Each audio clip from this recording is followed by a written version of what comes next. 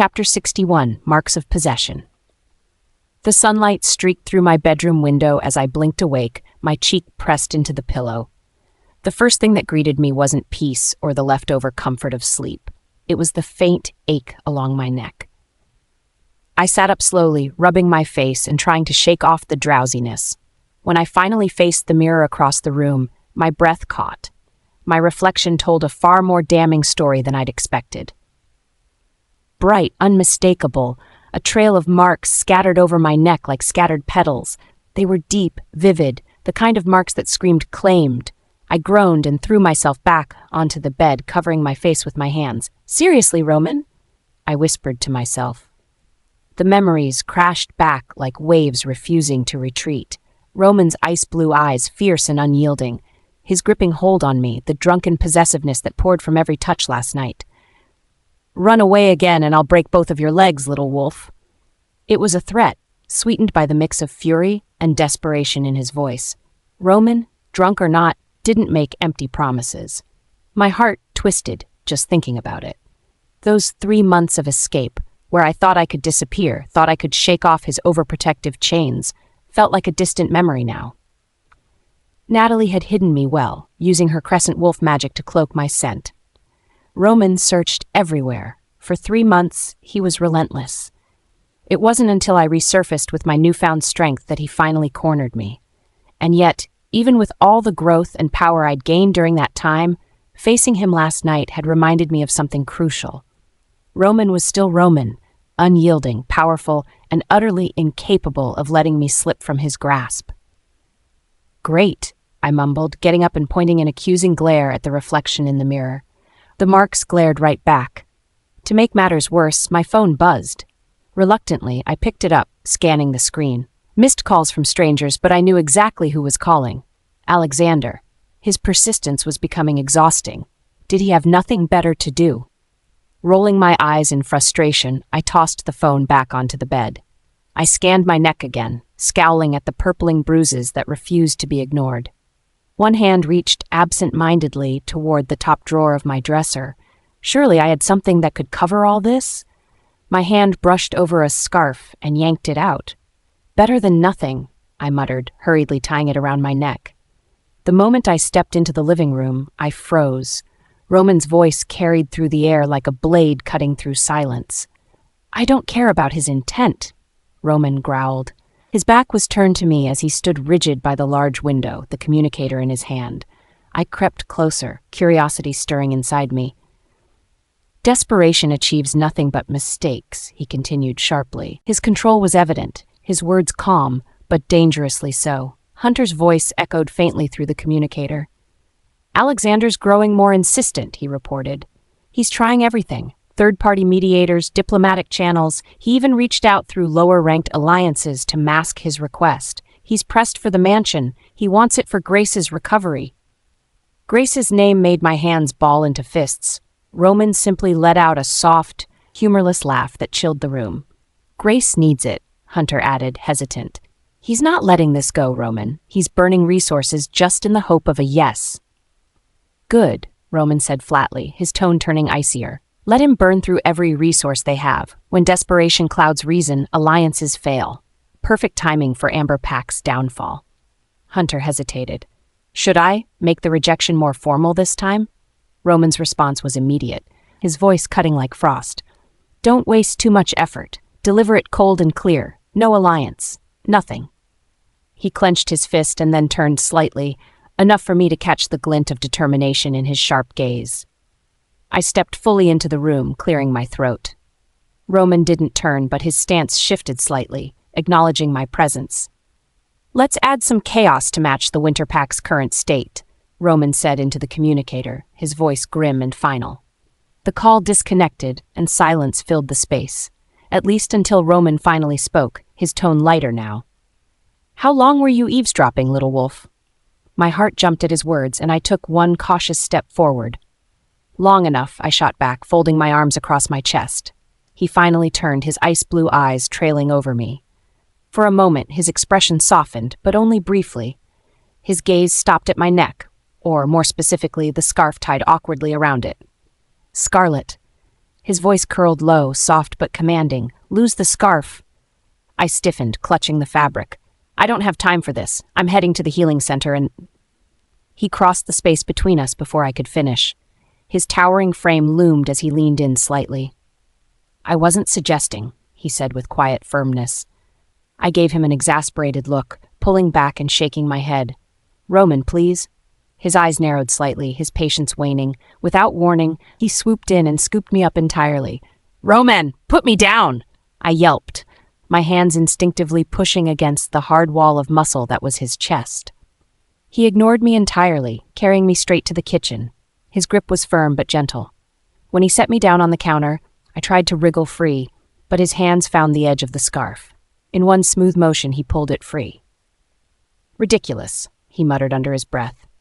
His gaze roamed over the marks, his satisfaction evident in the smug twist of his lips. I swallowed hard, heat rushing to my cheeks. "Stop staring."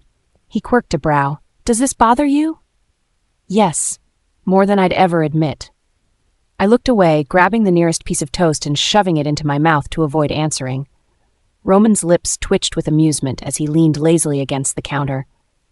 "Let me know if you need any help with your meal," he teased, his tone casual but carrying the same weight of authority he always wore. Thankfully, the tension broke when Aiden strutted through the door like he owned the place. "Morning," he greeted, his grin crooked as usual. His eyes zeroed in on me, his head tilting slightly. "Scarlett?" he started with a mischievous edge. "Why's your face so red?"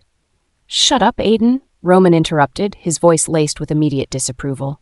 Aiden blinked, clearly startled by Roman's sharpness, yet unwilling to back down too easily. "Geez, touchy," Aiden mumbled, though his smile didn't waver. He moved to sit in my seat, but Roman's voice cut through the air again. "Not there." Aiden stopped mid-move, straightening up and looking between Roman and me in confusion. "What? Why not?" he questioned, the faintest hint of defiance in his tone. Roman's piercing gaze locked onto him, his words slow and precise. "Because no one sits in her seat." The unspoken intensity in his words hung heavily. Aiden raised both hands in mock surrender, clearly trying to hide how rattled he was. All right. Didn't mean to step on any toes. Or seats, apparently," Aiden muttered, finding another chair on the far side of the table. The fact that Roman's presence completely dominated the room was obvious, even to him. I stared at Roman, my face flushed, though thankfully Aiden's arrival had provided enough of a distraction to pull focus away from me. But Roman wasn't finished, not by a long shot. He watched my every move like a predator, ensuring his prey wouldn't escape. It was possessive, intense, unrelenting. It was Roman, Chapter 62, Betrayed. I sat at the head of the long, dark table in the Shadow Organization's private meeting room. The dim lighting barely illuminated the expressions of the people seated before me, but it didn't matter. This wasn't a place for warmth or friendliness. This room served one purpose: control. Aiden Walsh sat across from me, looking less cheerful than normal. His usual playful air was absent, replaced by a sharp seriousness that fit the weight of the conversation. "The Winter Pack is getting desperate," Aiden began. His voice was measured, but the tension was clear. "Sarah Winter has been contacting everyone she can think of. She's offered access to sacred resources, rare herbs, and even ancestral documents." I arched a brow, tapping my fingers on the table. "How desperate are we talking, Aiden? Desperation comes in many forms." Aiden hesitated for just a second, then placed a folder onto the table and slid it toward me. "Desperate enough to promise things even they can't replace. They're practically begging at this point." I didn't bother opening the folder. I wasn't interested in details. I was interested in their suffering. "And what did you tell them?" I asked, my tone calm but laced with icy authority. Aiden cleared his throat, adjusting in his seat slightly. "I told them I'd need to consult the necessary authorities before committing to anything." My lips curved upward in a dark smile. "Good, all decisions go through Scarlett, no one else."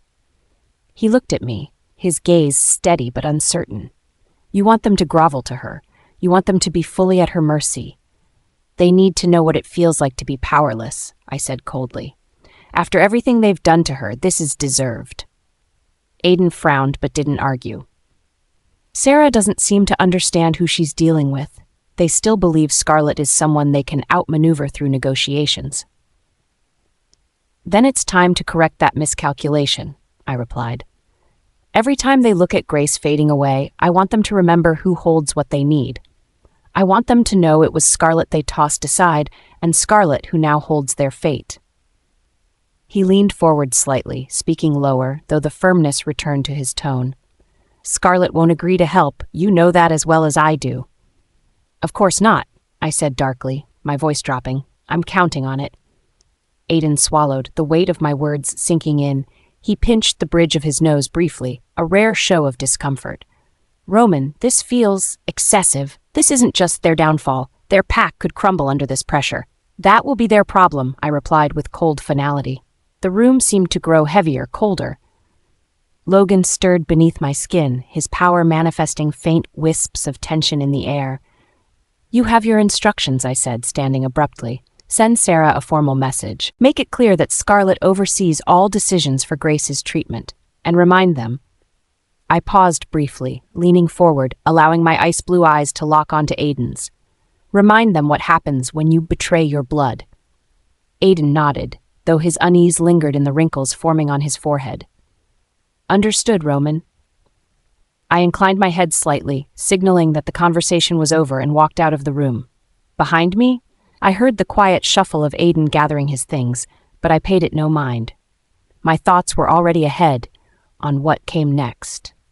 Scarlett would never forgive them, and I would make sure she never had to. I gripped the message from Aiden Walsh tightly, rereading the lines over and over until they blurred.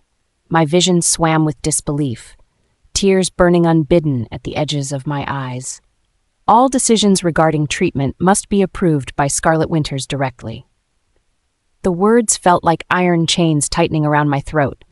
It wasn't enough that my daughter had severed ties with the Winter Pack. Now she was holding all the power we so desperately needed. "This can't be real," I whispered to myself. My voice trembled, weak against the room's suffocating silence. I snatched my phone from the table, my fingers shaking as I dialed Alexander's number. He had to know something. He had to have an explanation. He picked up quickly. "Mother," he said, his tone clipped and impatient. "Why?" I started sharply, my voice cracking with frustration. "Why does Scarlett have this much power over Aiden Walsh, one of the most renowned healers in Europe, answering to her? How is this possible?" There was a long pause. Alexander's sigh came through the line, heavy and resigned. "Because she's not who you think she is anymore." He finally said, "What is that supposed to mean?" I snapped. My anger flared, temporarily pushing out the fear curling through my chest. "She's connected, Mother," Alexander said flatly. "More connected than anyone realizes. And she's no longer just some outcast healer. She's—" He paused as if hesitating to say the words. I didn't care about his hesitation. "What, Alexander? Speak plainly." "She has protection," he finished slowly, deliberately. "Powerful protection. And that's why no one touches her anymore." Before I could respond, Daniel stormed into the room, his expression frantic. "Mother," he interrupted, his voice pitched with panic, "Grace is getting worse. You need to come now." Before I could react, Grace's scream tore through the air, her agony rippling through the house and into my chest. Every instinct begged me to run to her, but the message in my hand rooted me in place. "Alexander?" I hissed urgently, my grip tightening on the phone. "If Scarlett is so well protected, then explain to me how we're supposed to fix this. Fix Grace. Fix everything." He didn't answer. "Alexander, answer me!" But the line went dead. I stared blankly at the phone before letting it drop to the floor, joining the crumpled message in a heap. It felt like everything was slipping away. The afternoon sun was merciless, bearing down on me like the weight of Scarlett's rejection. I stood outside her healing center, waiting, my arms crossed over my chest as tension mounted. Mason snarled at the back of my mind, pacing wildly. His agitation bled into my own, pushing my patience further and further toward its breaking point. Scarlett finally emerged, stepping lightly out of a black SUV. The Shadow Organization's emblem gleamed on the door like a taunt, as if I needed another reminder of her alliance with someone stronger than me. But what struck me more were the marks on her neck. They were vivid, undeniable. She was marked. A surge of jealous rage roared through me. my wolf Mason snapping viciously in response. "Scarlett!" I called sharply, striding directly into her path. My voice carried the weight of my barely contained fury. She paused, turning to face me with an expression of icy calm. Her green eyes flickered with irritation, made sharper by the sun's golden light. "Alexander," she replied coolly, "don't you have better things to do than play watchdog outside my center?" I didn't take the bait. I was too angry for games. "You betrayed our engagement," I snarled. Each word hit like a boulder rolling off my tongue. "You traded me for some mysterious alpha? Are you that desperate to—" Her claws moved faster than I could see. Burning, sharp pain blazed across my cheek as her nails pierced skin, leaving blood running down the side of my face. Mason howled in disbelief, surging up inside me, but Scarlett didn't even flinch. "Betrayed?" she repeated mockingly, her voice sharper than the fierce sting on my cheek. "How could I betray something that was never real? You gave up any claim to me the moment you chose Grace over me." "You're lying," I hissed, stepping closer as Mason growled possessively in my chest. "I would never have let you go." "Grace is irrelevant," Scarlett interrupted coldly, her voice cut like ice, her emerald eyes burning with fury. "You abandoned me for her. Remember that, Alexander." I clenched my fists, feeling Mason surge forward again. "You still haven't answered me. Who is he?" Her stare turned lethal. "I thought I made myself clear," she said, her tone low but dangerously calm. "Touch me again, interfere with my life again, and I'll do worse than break your arm." I froze, her words hitting deeper than her earlier strike. This was no idle threat. She meant every word. Chapter 63, Untouchable. Alexander completely disregarded my warning and barged into my treatment center. The doors to my treatment center flew open with a loud crash, startling both the staff and the patients. The air was thick with his overbearing arrogance and misplaced dominance. I rolled my eyes. He hadn't even bothered to hide his aggression. Of course, he wouldn't. He never did. Ignoring his disruptive entrance, I calmly continued reviewing the shipment records on my desk. The muted murmurs of the staff at the reception desk reached my ears, their unease palpable. "Scarlett!" Alexander's voice boomed across the hall, heavy with demand. With an exasperated sigh, I stood and made my way toward the main hall of the center. The moment I laid eyes on him, I knew he was spoiling for a fight. His amber eyes blazed, and his wolf Mason practically radiated fury beneath his skin. "What an entrance," I drawled, my tone dripping with sarcasm. "Using those doors like they owe you money?" Alexander scoffed, looking around the center with undisguised envy and bitterness. His gaze lingered on the rows of gleaming equipment, the perfectly organized shelves stocked with rare herbs, and the busy healers consulting with patients. He couldn't disguise his shock at the sheer scale and success of my facility. "This is," he began, but quickly shut his mouth, attempting to hide his awe. Instead, his lips twisted into a sneer. "You've really done all this? Alone?" I smirked and folded my arms across my chest. "Surprised that I don't need the Great Amber Pack's pity or resources to thrive, Alexander?" "You've built this," he noted, his tone thick with irritation. "But you're still reckless if you think this guarantees you protection. The Northern Alphas won't stand for—" "Spare me," I cut him off sharply, interrupting his growing tirade. I took a step toward him, my emerald eyes locking on to his angry amber ones. "This operation runs on supplies that your pack wouldn't even be able to afford. Your entire monthly budget wouldn't cover 1 week's worth of stock here." Alexander's jaw tightened. The truth stung. I could see the flames of his fury flickering more vividly now. "This has nothing to do with your healing center," he snapped, his voice trembling slightly. "Stop comparing yourself to Grace." That made me laugh, a low, cold laugh that made several staff members glance nervously in our direction. "Grace?" I repeated scornfully. "Oh, you mean your chosen mate? The one whose condition worsens every single day while you stand here demanding I submit?" Alexander flinched, but quickly snapped back. His hands curled into fists at his sides, and his wolf Mason roared beneath the surface, fighting for control.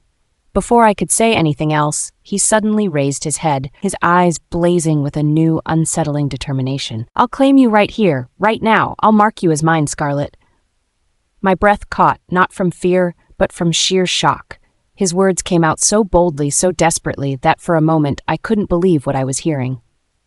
You're joking, I said, my voice cold as ice. But one look at his face told me he wasn't. This wasn't a calculated move. This was a desperate, last-ditch attempt, and it was pathetic. You think this is what I've wanted all along? I hissed, stepping closer until I was only inches from him. I could see Mason pushing further to the surface, but he was no match for the thunder rolling through Cora beneath my skin. Alexander opened his mouth but shut it again, looking momentarily conflicted. Is this why you came here? I snapped. To claim me like some trophy, Alexander? Or did you have another motive? Something to do with Hazel and Aiden? At the mention of their names, his face faltered. There it was. The reminder of Grace tugged at him, and he stumbled over his response. He began, his voice softer now, almost hesitant. I need to know what it will take to have Hazel and Aiden help with Grace's condition. The sudden shift in tone felt dishonest. This was the same man who moments ago tried to claim me against my will. Now, he wanted to negotiate? I let my laugh echo again, cold and unforgiving. Ah, so now we're negotiating? Scarlett, enough games, he growled, though his voice lacked strength now. Frustration seeped into his words. Name your conditions. Conditions? I repeated slowly, letting the word roll off my tongue like venom. Don't you think it's a little late for that, Alexander? Wasn't it you who tried to keep me in line by cutting off my resources, restricting my access to sacred pack grounds, threatening my livelihood? Alexander's face darkened, his pride clearly battered by my accurate recollection of his past pathetic attempts to control me.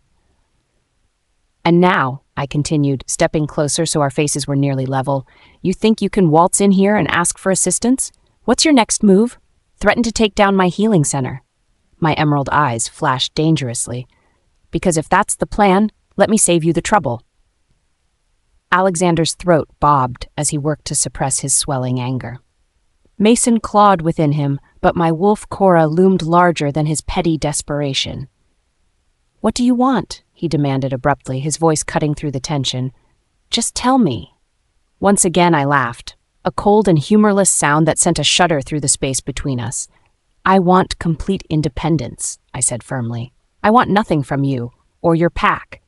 Grace is running out of time, Alexander finally admitted, his voice raw with desperation. I'll do whatever it takes. You want independence? Fine. I'll agree to it. Just give me Hazel and Aiden. You'll leave Grace? I asked, tilting my head mockingly. Throw away your chosen mate? What, to gain favor with me? His silence only fueled my disdain further. You're pathetic. The last word hung in the air like a thundercloud between us. I stepped back, letting him finally absorb the weight of reality. As long as you keep believing this is about me wanting your attention, I said coldly, you'll only keep proving your uselessness. Fast as he stormed out of the center, I muttered under my breath, some alpha you turned out to be. I threw my hands against the steering wheel of my SUV, knowing full well my anger accomplished nothing. Scarlett's words echoed in my head. Every snarling remark fueled the fire, burning hotter with each passing second. I slammed the car into gear and sped away from the healing center. Every moment replayed in my head like a cruel montage of failures. Useless, I muttered, mimicking her cutting tone through clenched teeth. I could barely contain the fury boiling over. Mason paced within me, silent now but smoldering, his energy crawling just beneath my skin like hot coals. The first thing I did was call Jason. It took only half a ring before he answered. Alpha? Came his cautious tone. She's gotten too arrogant, I spat, gripping the phone tightly. We're gonna ruin her. Tear that healing center down brick by brick. Jason hesitated, which only angered me more. What are you waiting for? I barked. We've tried, Jason admitted reluctantly. Alpha, I warned you before. She's untouchable now. I released a deep growl, vibrating with Mason's restless energy. She's just one wolf, I snapped. One healer. How has no one succeeded? It's not just her, Jason said carefully. The Shadow Organization's reach is vast. None of the northern packs are willing to align against her treatment center. They fear the retaliation your actions could provoke. I gripped the steering wheel harder with my good hand, the knuckles turning white. They should fear me more. Jason's voice remained measured, but it held an edge of warning. One of the allied packs even laughed openly at our influence, Alpha. They mocked the Amber Pack's attempts to oppose Scarlett. I punched the console of the car so hard I felt the echo through the quiet of the vehicle. How far had I fallen? Lesser packs dared defy us now? What are you saying? I asked, my voice low but heavy with barely contained fury. Jason's silence lingered for just a second too long. I'm saying, he began cautiously, Scarlett Winters and her healing center are untouchable, at least for now. Those words hit like a tidal wave, extinguishing the flames of my fury and leaving behind only an empty, bitter cold. Untouchable. My pride was in tatters, and I had only myself to blame. Chapter 64. Possessive Protection. Scarlett's POV. Through the wide window of my office, I caught sight of a car that could only belong to Alexander. The sleek, arrogant SUV he drove like it was a throne on wheels. It was parked right outside my healing center, black paint gleaming under the sun like it was mocking me. There he was, sitting inside, clutching the steering wheel like it was the only thing holding him together. Even from this distance, I could see the tension, his barely contained anger. I knew why he was here, Jason must have reported. By now, Alexander was undoubtedly choking on the revelation of just how powerful my healing center had become, how it operated without needing anything from the Amber Pack or him. He probably hated it. The truth was a bitter pill for someone like him. He always had to be in control. And now he wasn't. I leaned back in my chair, crossing my arms. Poor Alpha Alexander. The realization was probably hitting him like a ton of bricks. And what likely stung the most was his failure to identify my protector. Roman's shadow loomed invisibly over everything Alexander had been trying for. From here, I could see the muscles in his arm tighten as he gripped the wheel harder. His head dipped toward the dashboard. If I had to guess, he was trying to hold his rage in check.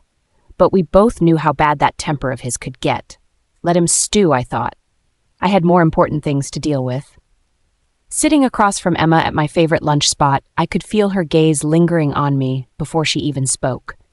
Usually her sharp tongue didn't need much warming up, so I braced myself. All right, spill, she said abruptly, gesturing toward me with her fork. What's with the scarf earlier? And more importantly, why is your neck looking like that now? I froze mid-sip of my tea and then slowly lowered the cup. What are you talking about? I feigned ignorance, knowing full well what she meant. Emma arched an eyebrow, leaning forward. Don't play dumb, Scarlett. We've known each other too long for that. She raised a hand and twirled a finger in mock circles around her own neck. Those marks, care to explain, or do I have to guess? It's nothing, I quickly answered, hoping the conversation would die.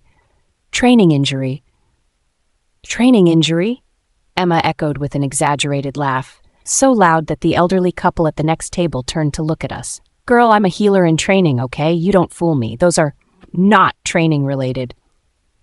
I shifted uncomfortably, trying to focus on my plate, but her persistence wasn't letting up. Oh, don't you dare avoid this, Scarlett. She pointed her fork at me, eyes gleaming with curiosity. Who's the lucky guy? Come on. No one, I replied firmly, though my tone betrayed me. Nothing happened, Emma. Drop it. She leaned back with a sly grin.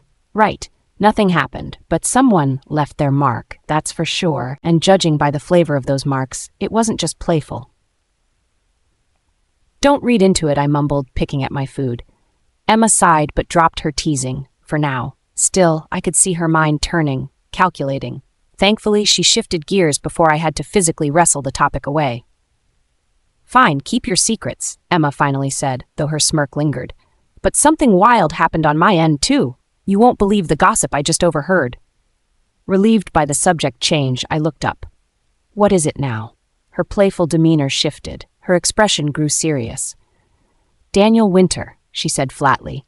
He's been poking into your supply chains, digging around.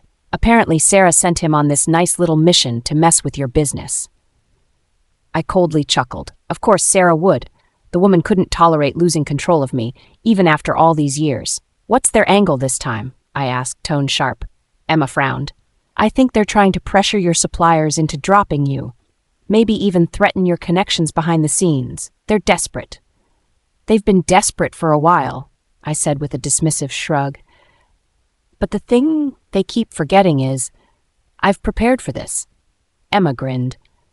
Oh, I know you've prepared, but it still ticks me off.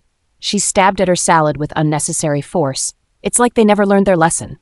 They don't, I replied, and they won't. She sighed and set her fork down. For the first time that day, she softened.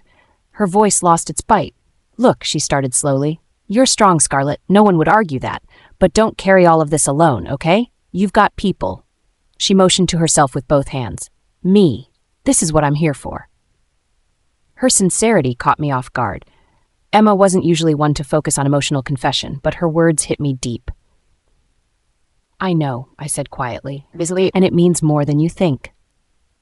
By the time lunch was over, I knew Roman's car would be waiting outside.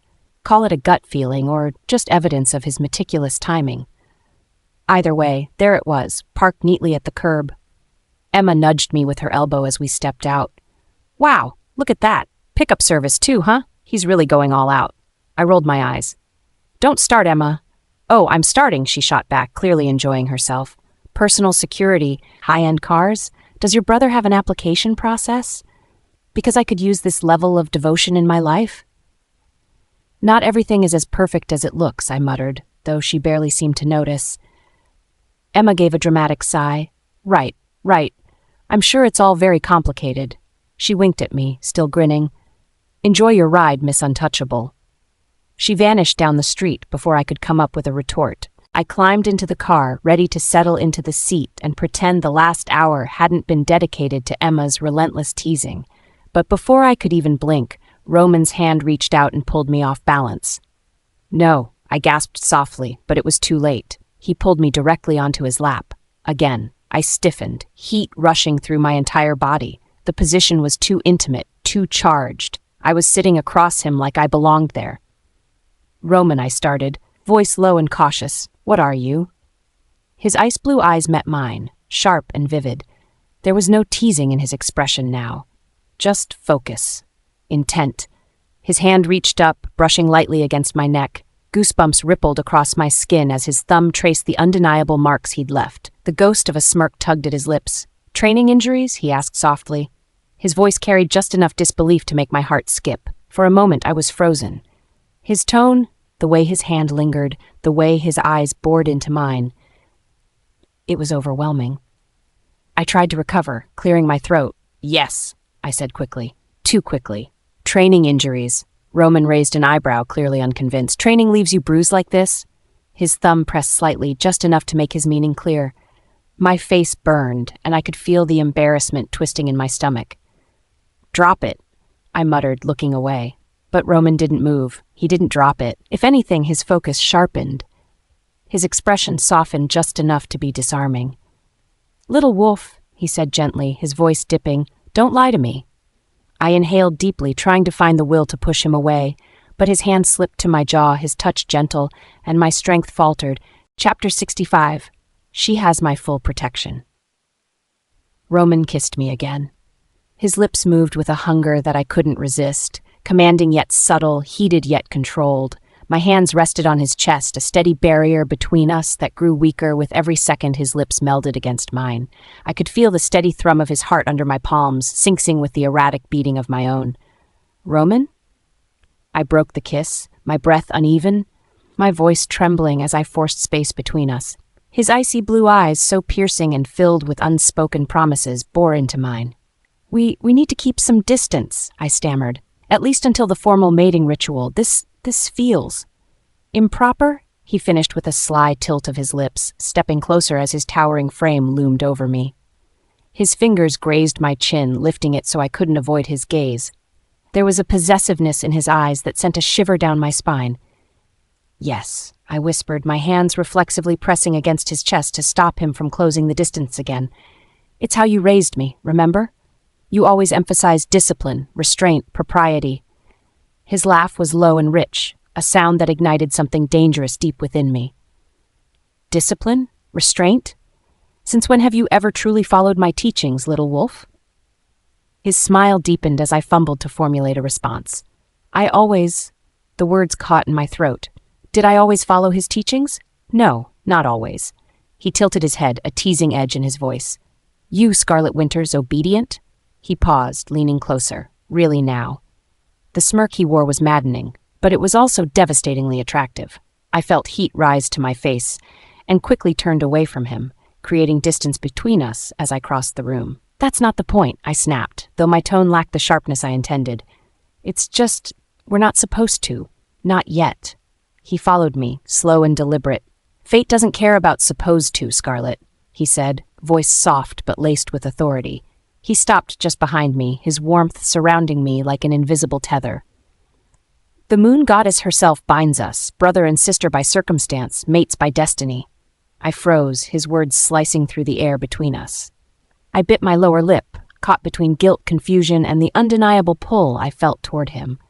"But—" "Shh," he murmured, his finger brushing against the mark he had left on my neck. My breath hitched. "You think too much." Suddenly, a sharp mental buzz sliced through the moment, startling me. Roman stiffened, his ice-blue eyes narrowing as he tilted his head, clearly receiving a mind link. The brief shift in his expression from irritation to curiosity was enough to confirm the culprit. "Hunter," he muttered, the name dropping from his lips like a curse. The connection pulled me in as well, and I immediately caught the desperate tone in Hunter's voice. "Roman, Scarlett, Sarah Winter has made another request." My fists clenched reflexively. I already knew what he was about to say. "Let me guess," I said coldly through the link. "This is about Grace." "Yes," Hunter confirmed hesitantly. "Her condition is worsening. She—" "No," I interrupted firmly. A sharp, bitter edge filled my voice. "The answer is no. Find someone else. There are plenty of healers in the Northern Territories. They can save their golden child without me." Hunter paused for a moment as if gauging how far he could push the subject. "Scarlett, I understand your anger, but—" "It's not up for debate," I snapped. "Grace's suffering isn't my burden to bear." I broke the connection hard, cutting Hunter off before he could respond. Roman's hand came to rest on my shoulder, squeezing gently. I turned to face him, searching for understanding in his expression. "Am I?" My voice faltered, but I forced myself to ask, "Am I being too heartless?" His icy blue eyes softened slightly, though his words remained steady. "Mercy isn't something you owe anyone, Scarlett, and I will never force it upon you." His reassurance settled something deep inside me, though I still felt lingering doubts. Memories of my upbringing in the Thornpack swirled in my mind, those brutal years after my when survival overshadowed everything. Roman had always taught me to value strength above all.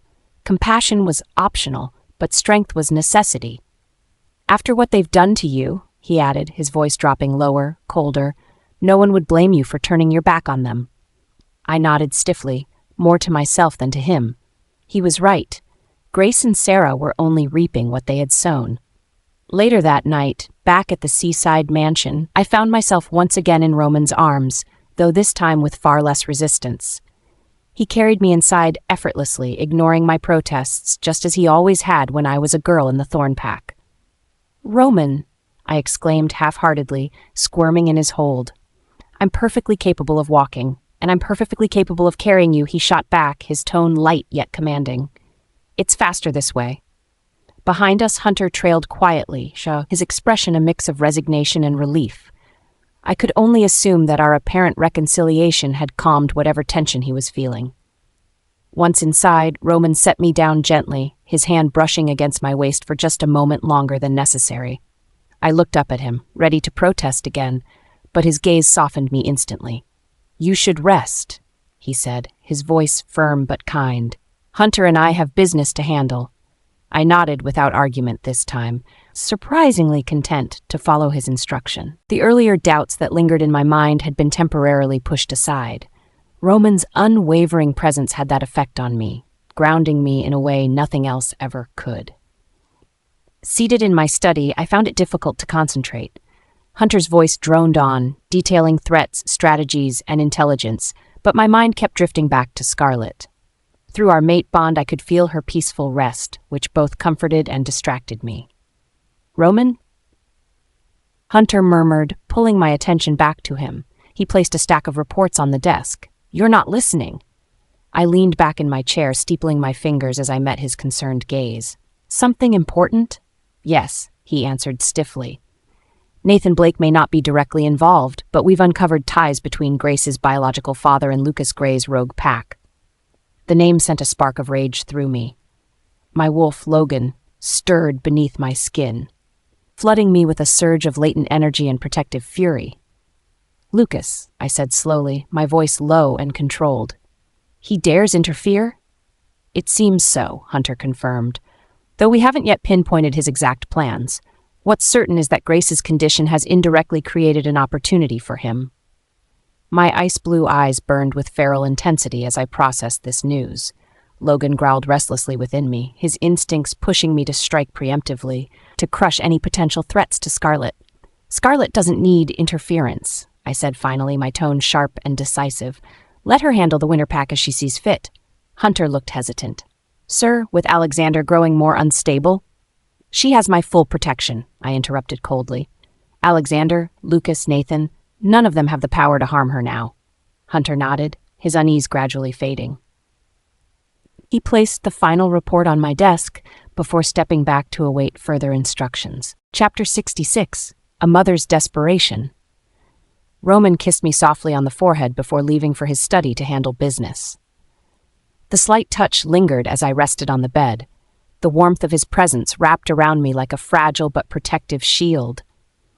I shut my eyes for a brief moment, hoping to clear my head and avoid the constant whirlwind of thoughts. The day had been exhausting. Alexander's unwelcome aggression, Emma's keen observations, and Roman's unwavering possessiveness danced in my mind like an unwanted storm. For the first time in days, I felt somewhat at peace. But that peace shattered. My phone buzzed, pulling me out of my temporary calm. I sat up with a frown, picking it up from the nightstand. Claire's name glared at me from the screen. "Claire?"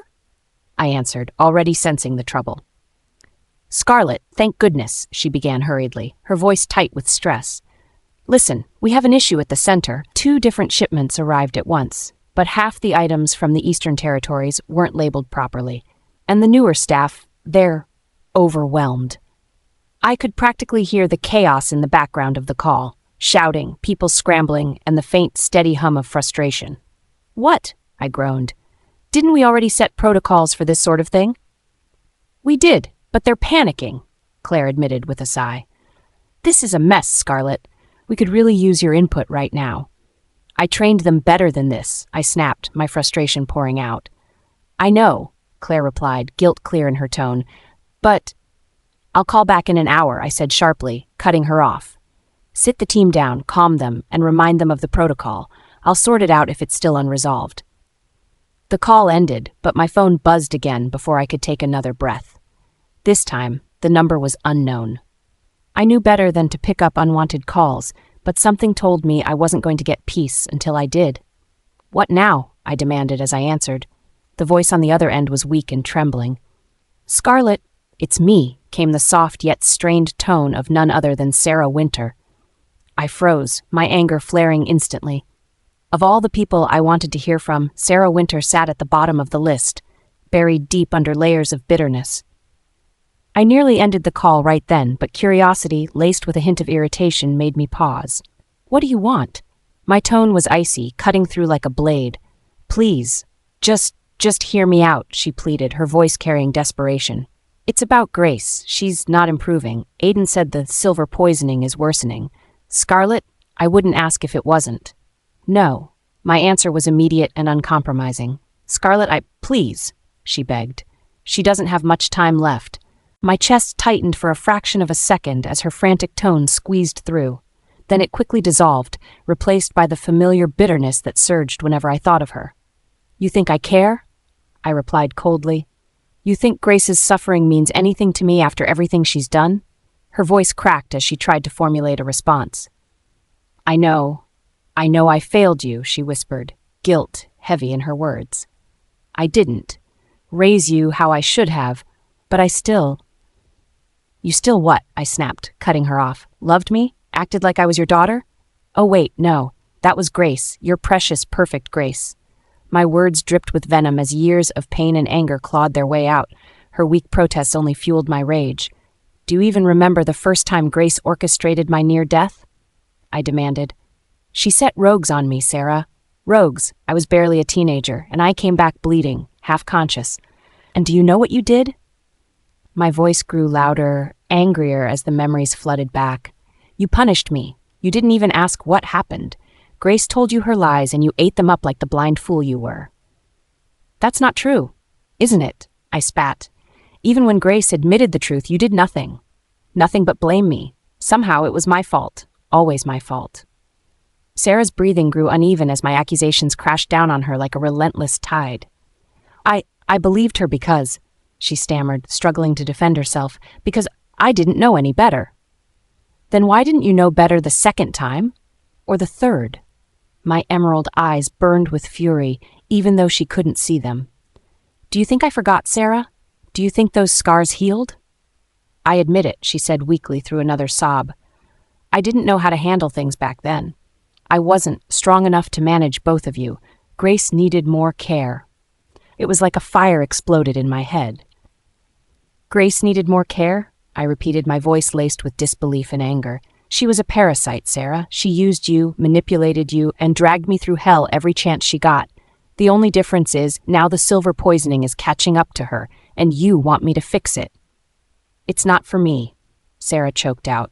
"It's for her. She's dying, Scarlett. I know I failed you, but don't punish her for my—" "I'm done with this conversation," I growled, cutting her off yet again. "Grace made her choices, and you made yours. I owe you both nothing." "Scarlett, please," she cried, her voice breaking completely.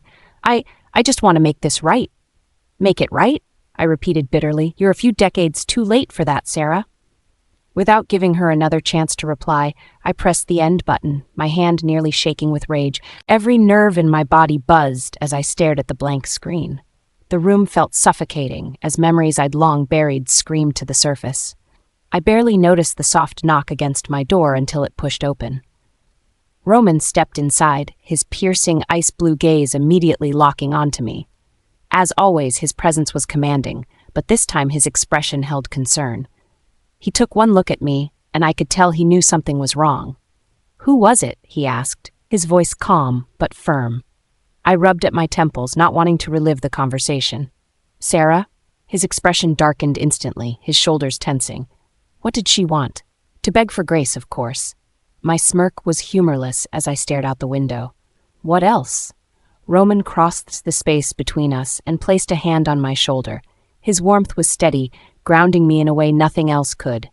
"Do I need to deal with it?" he asked quietly, but there was no mistaking the lethal edge in his offer. "No," I said quickly, forcing a deep breath. "It's nothing I can't handle. It's just her voice, her words. They get under my skin." He nodded slowly, his gaze softening despite the tension he carried. "I have to go into town for a bit," he said, almost reluctantly, "but I'll be back for dinner." He paused, leaning down just slightly. "Relax, Scarlett. You're stronger than her. Don't let her drag you down."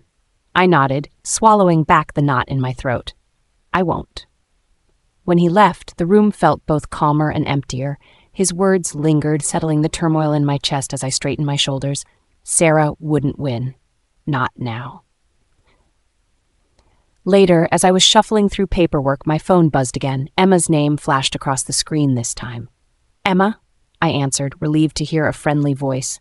"You're gonna love this one," she said, her tone dripping with sarcasm. "Guess who I ran into today?" "I don't have time for guessing games," I muttered.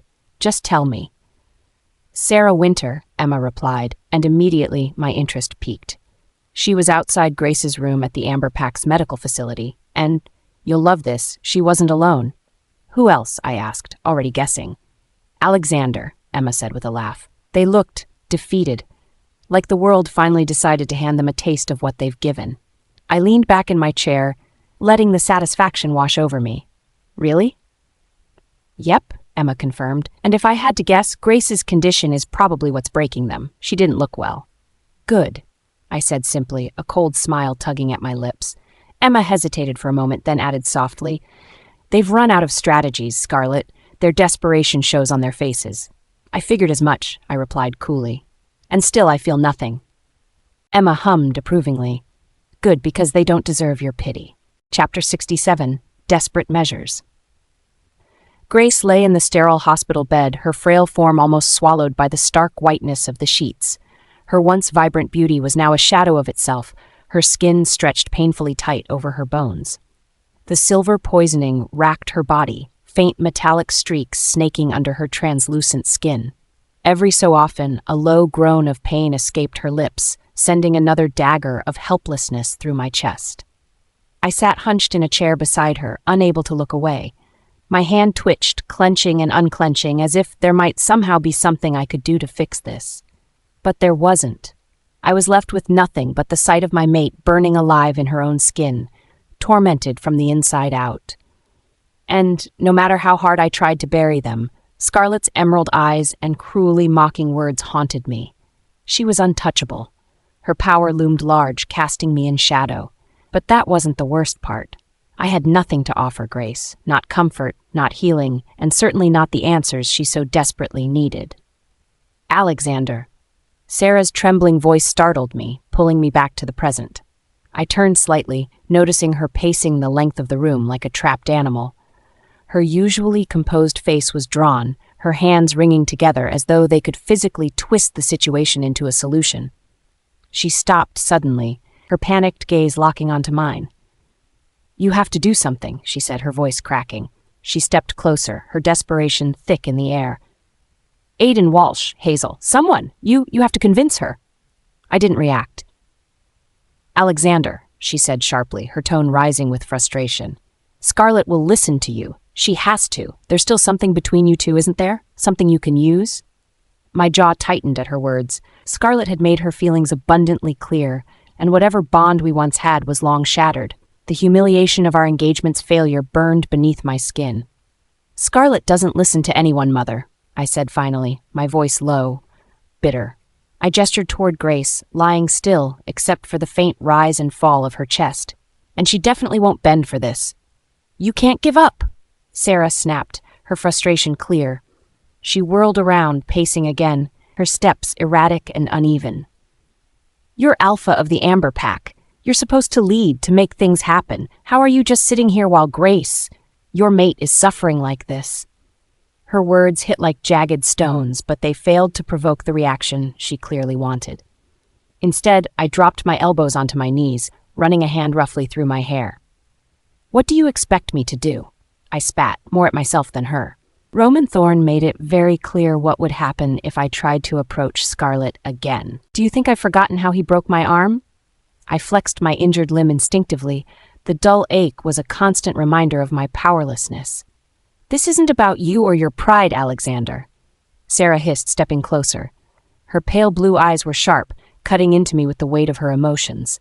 "This is about saving Grace. Don't let my daughter die because you were too angry to push past your failures." Her words left a bitter taste in my mouth. Failures. That's exactly what this all felt like. A long chain of failures tightening around my throat. The weak groan from the bed made Sarah's shoulders stiffen. She turned her head quickly, her concern for Grace overriding her anger with me. I stood abruptly, unable to sit in the suffocating weight of the room any longer. "I need air," I muttered, my voice cold and strained. Without waiting for a response, I strode toward the door, my boots thudding heavily against the polished floor. I didn't glance back. The hall outside the treatment room was dimly lit, the silence stretching endlessly. I leaned back against the wall, letting out a slow, shaky breath. What could I do? Every avenue we tried led back to Scarlett, and Scarlett's heart had hardened beyond reason. Mason growled low in the back of my mind, restless. His usually powerful presence now felt uncomfortable, itching for action, though we both knew there was nothing to be done. "We're failing her," Mason snarled. His resentment matched my own, but his words churned my gut. I didn't respond, closing my eyes and forcing long breaths. I needed to think, needed to focus. Grace's face, her pleading blue eyes, her trembling hands kept flashing through my mind. But then, through the heavy cocoon of silence, a voice drifted through the gap in the door to Grace's room. Her voice. "You can't threaten me like this." I froze, my head tilting toward the slightly ajar door. My senses sharpened instantly, Mason's ears pricked in wary attention. Thomas Ward. The name jolted through me, a name I hadn't heard in years, spoken in that sharp, venom-coated tone that Grace adopted when cornered. I stepped quietly closer to the door, my footsteps deliberate and soft. Thomas Ward. His story was one of desperate tragedy. his pup suffering from poisoning, his hatred simmering for years at the injustices of life. But what did he have to do with Grace? I told you, I'm in no position to help you. Grace snapped, her voice laced with a mixture of anger and panic. She sounded like a cornered animal, baring her teeth, but trembling all the same. I barely have resources for myself, she added shortly, her tone wavering slightly. So no, I can't help your brat. My lips pressed into a tense line as her words landed like a slap in the face. Your brat? My frown deepened. This wasn't the Grace I thought I knew. The voice on the other side of the call was muffled, but brief intervals of sound filtered through the door. Grace's responses, however, were loud, heated. If I go down, you'll face consequences too, Grace hissed. There was fear in her voice now, trembling just beneath the surface of her attempts at dominance. I leaned against the doorframe, tension coiling through me like a taut rope. This conversation was beginning to feel heavier with implications I didn't fully understand. I warned you before not to contact me again, Grace bit out, her voice sharp but more brittle now. You're not the only one who can make threats. A cold realization began piecing itself together in my mind. Grace's silver poisoning. Thomas Ward. Poisoned pups. And now, these warnings, this blackmail. My chest tightened as thoughts spiraled faster than I could catch them. What had Grace done? I took another step closer, my heart pounding in my chest. If she noticed my presence, she didn't show it. Figure it out yourself, Thomas, she spat suddenly. Her voice hit a shaky high pitch. I don't have time for this. There was a pause, though the anger in her tone felt palpable. If I go down, you'll regret it. Mark my words. Her words didn't just carry malice, they carried fear. That naked kind of panic that clung to every syllable. Grace was hiding something. Then, as if sensing the iron cage closing around her, Grace's head snapped toward the door. Through the thin window, her pale face turned to stone as our eyes locked. My spine stiffened, but I didn't flinch away. Mason bristled within me, his growl echoing in my chest. Grace blinked once, quickly masking whatever storm had risen just moments before. Her hand moved swiftly, pressing the button on her phone to end the call. As I leaned back against the wall outside the room, my thoughts churned violently. The Grace I had fought to save, the Grace I had fought for, time after time. The Grace who now shared her secrets not with me, her supposed mate, but with someone like Thomas Ward. And what she was hiding, it could change everything. For the first time, I wasn't entirely sure who Grace really was. Chapter 68. Desperate Schemes. The buzzing of my phone reverberated in the quiet room, even after I hastily ended the call with Thomas. I pressed the screen down onto the bedside table, trying to quell the shiver that ran through me. My fingers trembled slightly, a sign of how deeply his threats rattled me. My heart raced. Thomas was growing bolder, more restless. Before I could properly steel myself, a deep voice from the doorway sent a fresh jolt through me. Prison?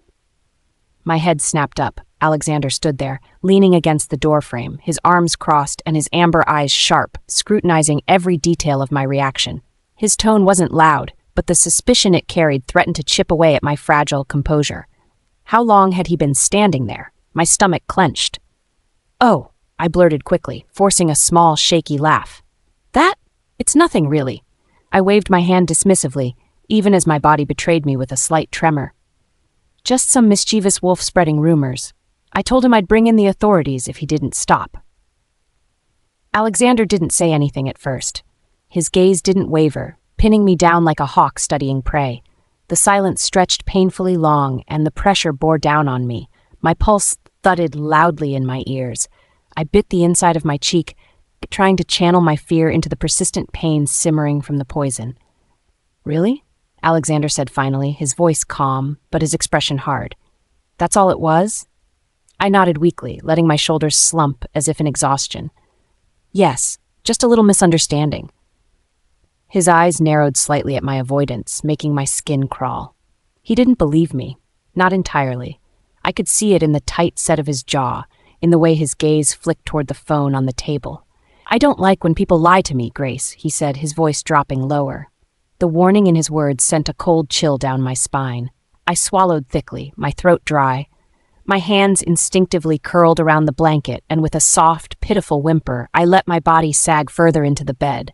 Every movement was deliberate. I know, I murmured, my voice cracking slightly.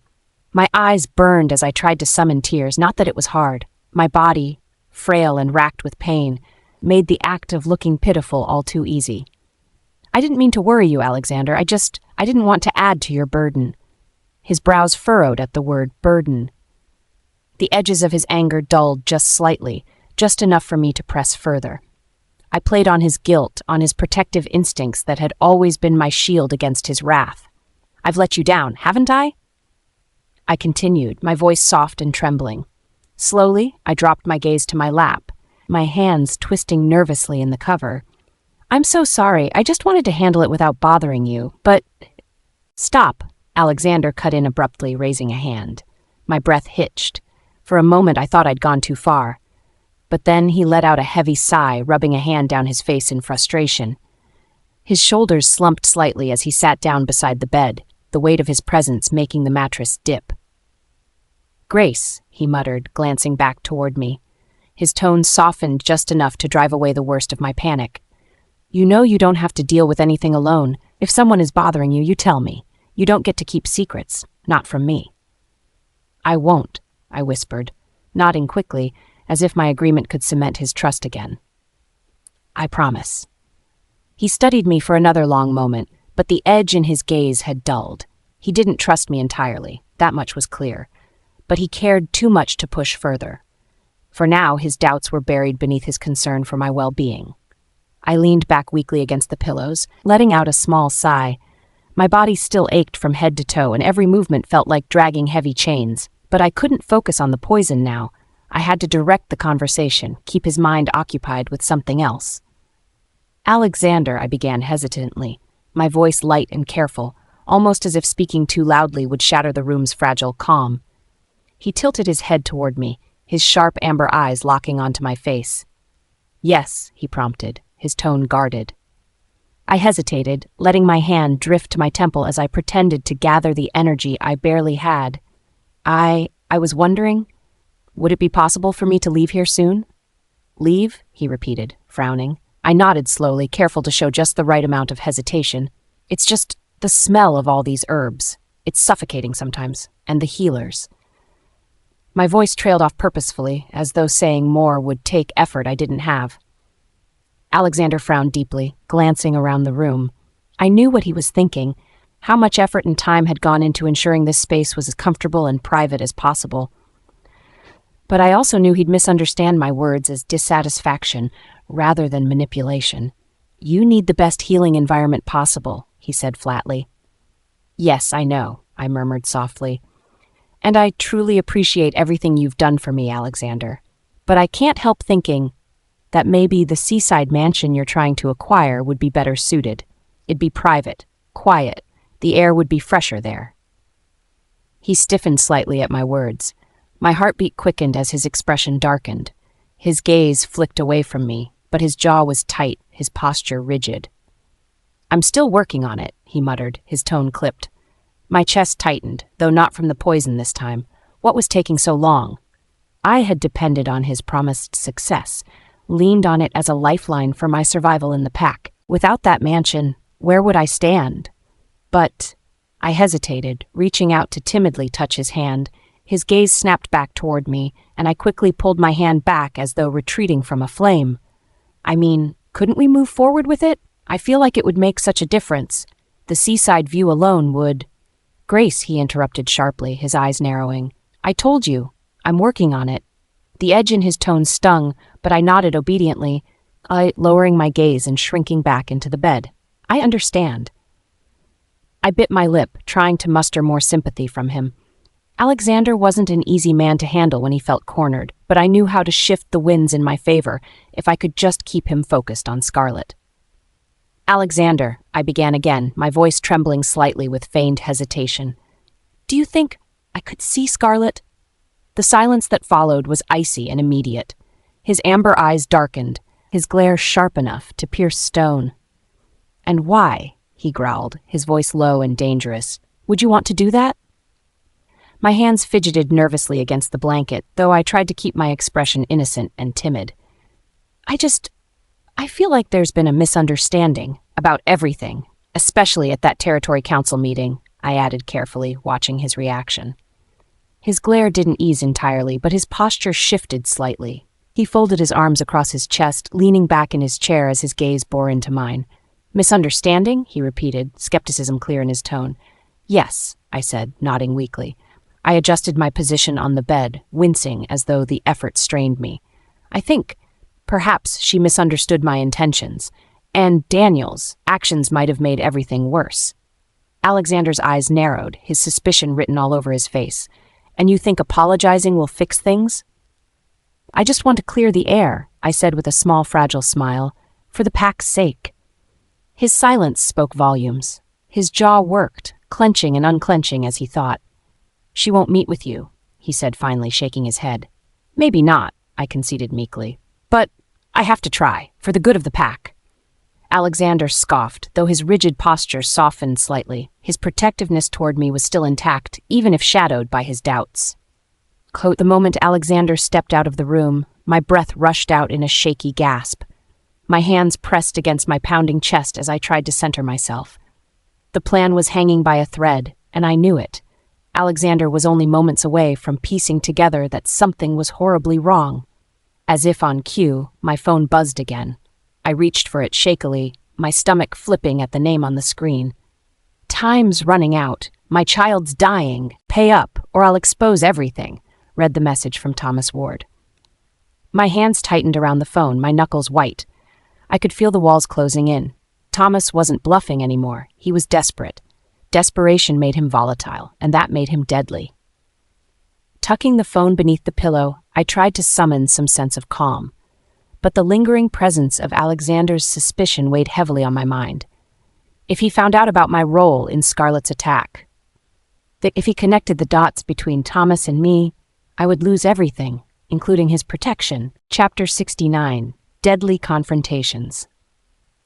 My phone buzzed on the desk, the sharp vibration breaking the quiet of my office. Looking at the screen, I saw Alexander's name glaring at me, his impatience practically oozing through the display. I sighed, picking it up with reluctant fingers, already bracing myself for another self-righteous demand. "Scarlett!" His voice came through, rough and desperate. It wasn't his usual tone, and it made me pause. "You need to come." I frowned, my annoyance tempered only slightly by his unusual urgency. "And why would I do that, Alexander? I don't recall owing you anything anymore." "Grace," he said hurriedly. "Her condition is worsening. It's bad." "So?" That single word, drenched in indifference, hung in the air for a long moment. "Please," he finally blurted out, his arrogance shattered, leaving only the panic of someone who was out of options. "Just come to the healing den. She might—" His voice cracked. "I think she might not make it." Something twisted in my chest, though I couldn't quite name it. Pity? No, I didn't pity Grace. Curiosity, then. Why was he calling me of all people? "Fine," I finally replied, my voice sharp. "But if this is another attempt to guilt me into something, Alexander, you won't like how it ends." I ended the call without waiting for his response, already pulling on my jacket. My phone buzzed almost immediately again, this time with Roman's name. "Where are you going?" His deep, even voice filled the line, a mix of command and concern. "Alexander called," I said bluntly, grabbing my keys. "Grace is apparently on the edge of death. He wants me to come to the healing den." Silence met me on the other end for a long moment. "Are you seriously going to entertain that? It's a waste of your time." "I know," I replied with a sigh, "but call it curiosity. I won't be long." "You shouldn't go," he said firmly, his icy tone hinting at the lingering anger he always felt toward the Amber Pack. "At least let Hunter go with you." "No." I was already walking toward the door. "I can handle this, Roman. Don't worry." Another beat of silence, his disapproval practically crackling through the line. "Fine," he finally said, "but call me the moment something feels off." I promised him, knowing full well he'd likely follow up later regardless. As soon as I slid into my car, Emma's name popped up on my screen. I groaned and answered, balancing the phone between my ear and shoulder as I started the engine. "What?" "You're going to love this," she said with excitement. "I found the rarest batch of healing crystals today. Seriously, this is groundbreaking." "Not now," I interrupted, my tone sharper than I intended. "I'm in the middle of something. We'll talk later, okay?" "Oh, okay," she replied hesitantly. Be careful, Scarlett. Her concern made me soften for a moment, but I quickly refocused. When I reached the entrance of my healing center, Alexander was already pacing outside by his SUV. His arms were crossed, his jaw set tight, and his obvious frustration made me smirk. I slowed my steps deliberately, just to watch his annoyance grow. "You're late," he snapped the moment I was within earshot, his amber eyes flashing with barely contained irritation. I raised an eyebrow, unbothered. "You're lucky I came at all." His lips pressed into a thin line, but he said nothing more, clearly knowing better than to push me. Without another word, we climbed into his sleek black SUV, silence enveloping us as he drove toward the healing den. The weight of unspoken tension settled between us, suffocating in its intensity. I could feel the way his hands gripped the steering wheel tighter with every passing moment, his knuckles white against the strain. The healing den reeked of desperation. Aromas of herbal baths and burning sage tried futilely to mask the heavy aura of impending death.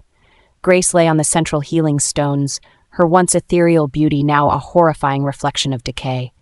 Silver poison coursed visibly beneath her translucent skin, the dark, branching lines pulsing like living veins of death. Alexander stood awkwardly, his composure cracking under the crushing weight of helplessness. I kept my stride slow, my expression deliberately unreadable as I approached the center of the room. Grace turned her head weakly toward Alexander, her pale blue eyes shimmering with a desperate plea. "Please," she whispered, her voice barely audible. "Leave us. I want to talk to her alone." Alexander hesitated, his gaze darting between her pitiful form and my cold, unyielding stance. I could see the memory of our last confrontation flaring in his amber eyes, his doubt warring with his desire to protect her. "Alexander," she murmured again, her voice laced with just enough vulnerability to break his resolve. With a reluctant nod, he turned and left, the door clicking softly behind him. For a long moment, silence enveloped the room, broken only by the faint, labored wheeze of Grace's breathing. I stayed standing, crossing my arms and casting a dispassionate gaze over her frail figure. "So?" she finally rasped, forcing a weak smile. "Are you enjoying your new empire?" I tilted my head slightly, my emerald eyes narrowing. "Define enjoying." Her smile widened faintly, though the effort made her face tremble. "Your freedom," she whispered. "It must feel exhilarating. After all, you're the big, powerful Scarlett Winters now, aren't you?" My silence only seemed to amuse her more. "Alexander told me about your little healing center," she continued after a pause, her tone dripping with mock admiration. "Impressive? Truly." I raised an eyebrow, my voice cold. "Glad you think so." Her own pale blue eyes glinted with something smug. Despite the weakness overtaking her body, that same old arrogance refused to die.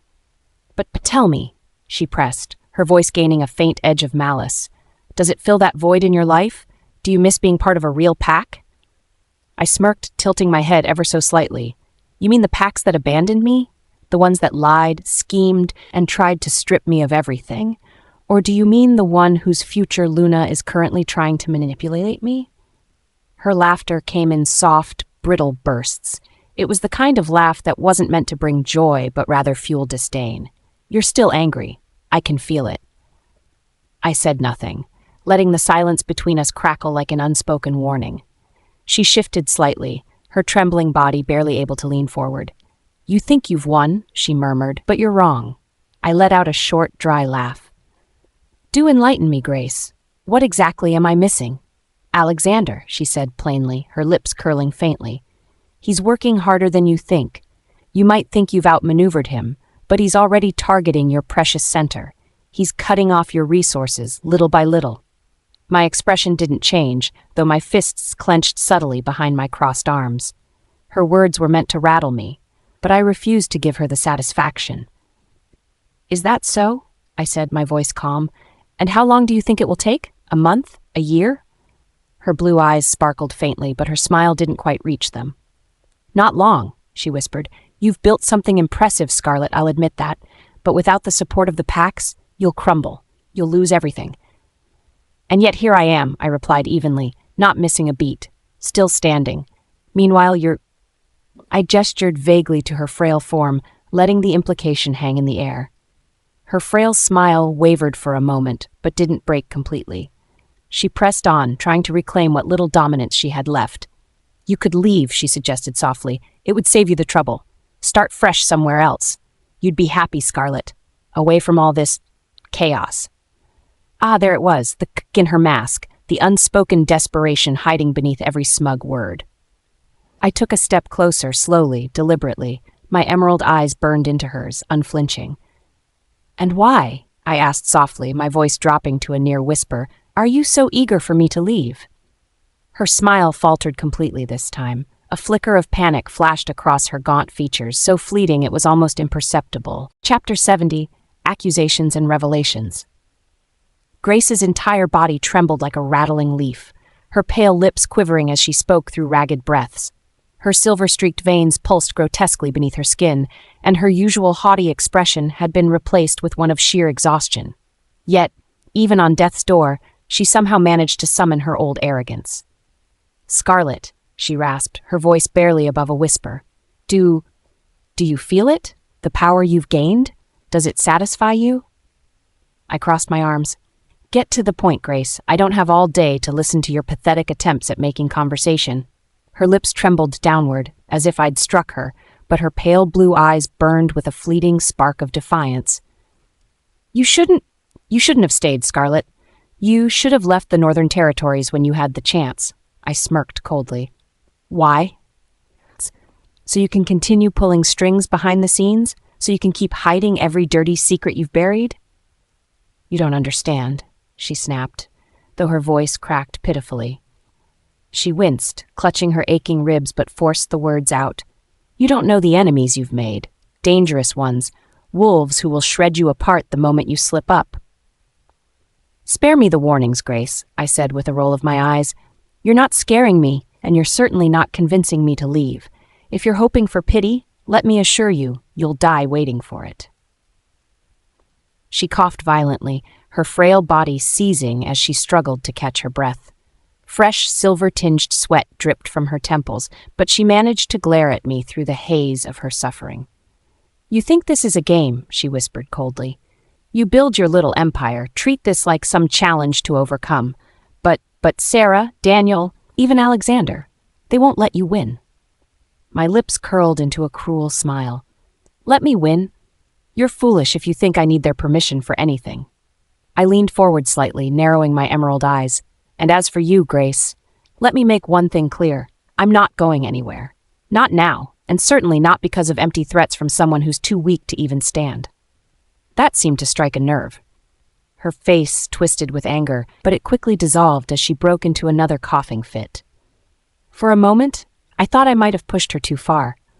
Her body began to jerk violently, her pale hands clutching at the edges of the bed. A strangled noise bubbled up from her throat, broken and sharp. "Dramatic as always," I muttered, shaking my head as I turned to leave. But then, something caught my eye. Her body convulsed, arching unnaturally as the silver streaks beneath her skin pulsed and spread faster than before. Her mouth opened, but instead of words, a horrifying gurgling sound escaped. A streak of blood trickled down her lips, stark against her pale complexion. For a fleeting second, I stood frozen. Was this another ploy? Another calculated performance to elicit sympathy? Grace was clever, but this looked too real. The crash of the door swinging open jolted me back into reality. "Grace!" Alexander's shout was raw, his voice thick with desperation as he rushed into the room. His amber eyes widened in panic as he took in her state. "What's happening?" I stepped back, letting him have his moment.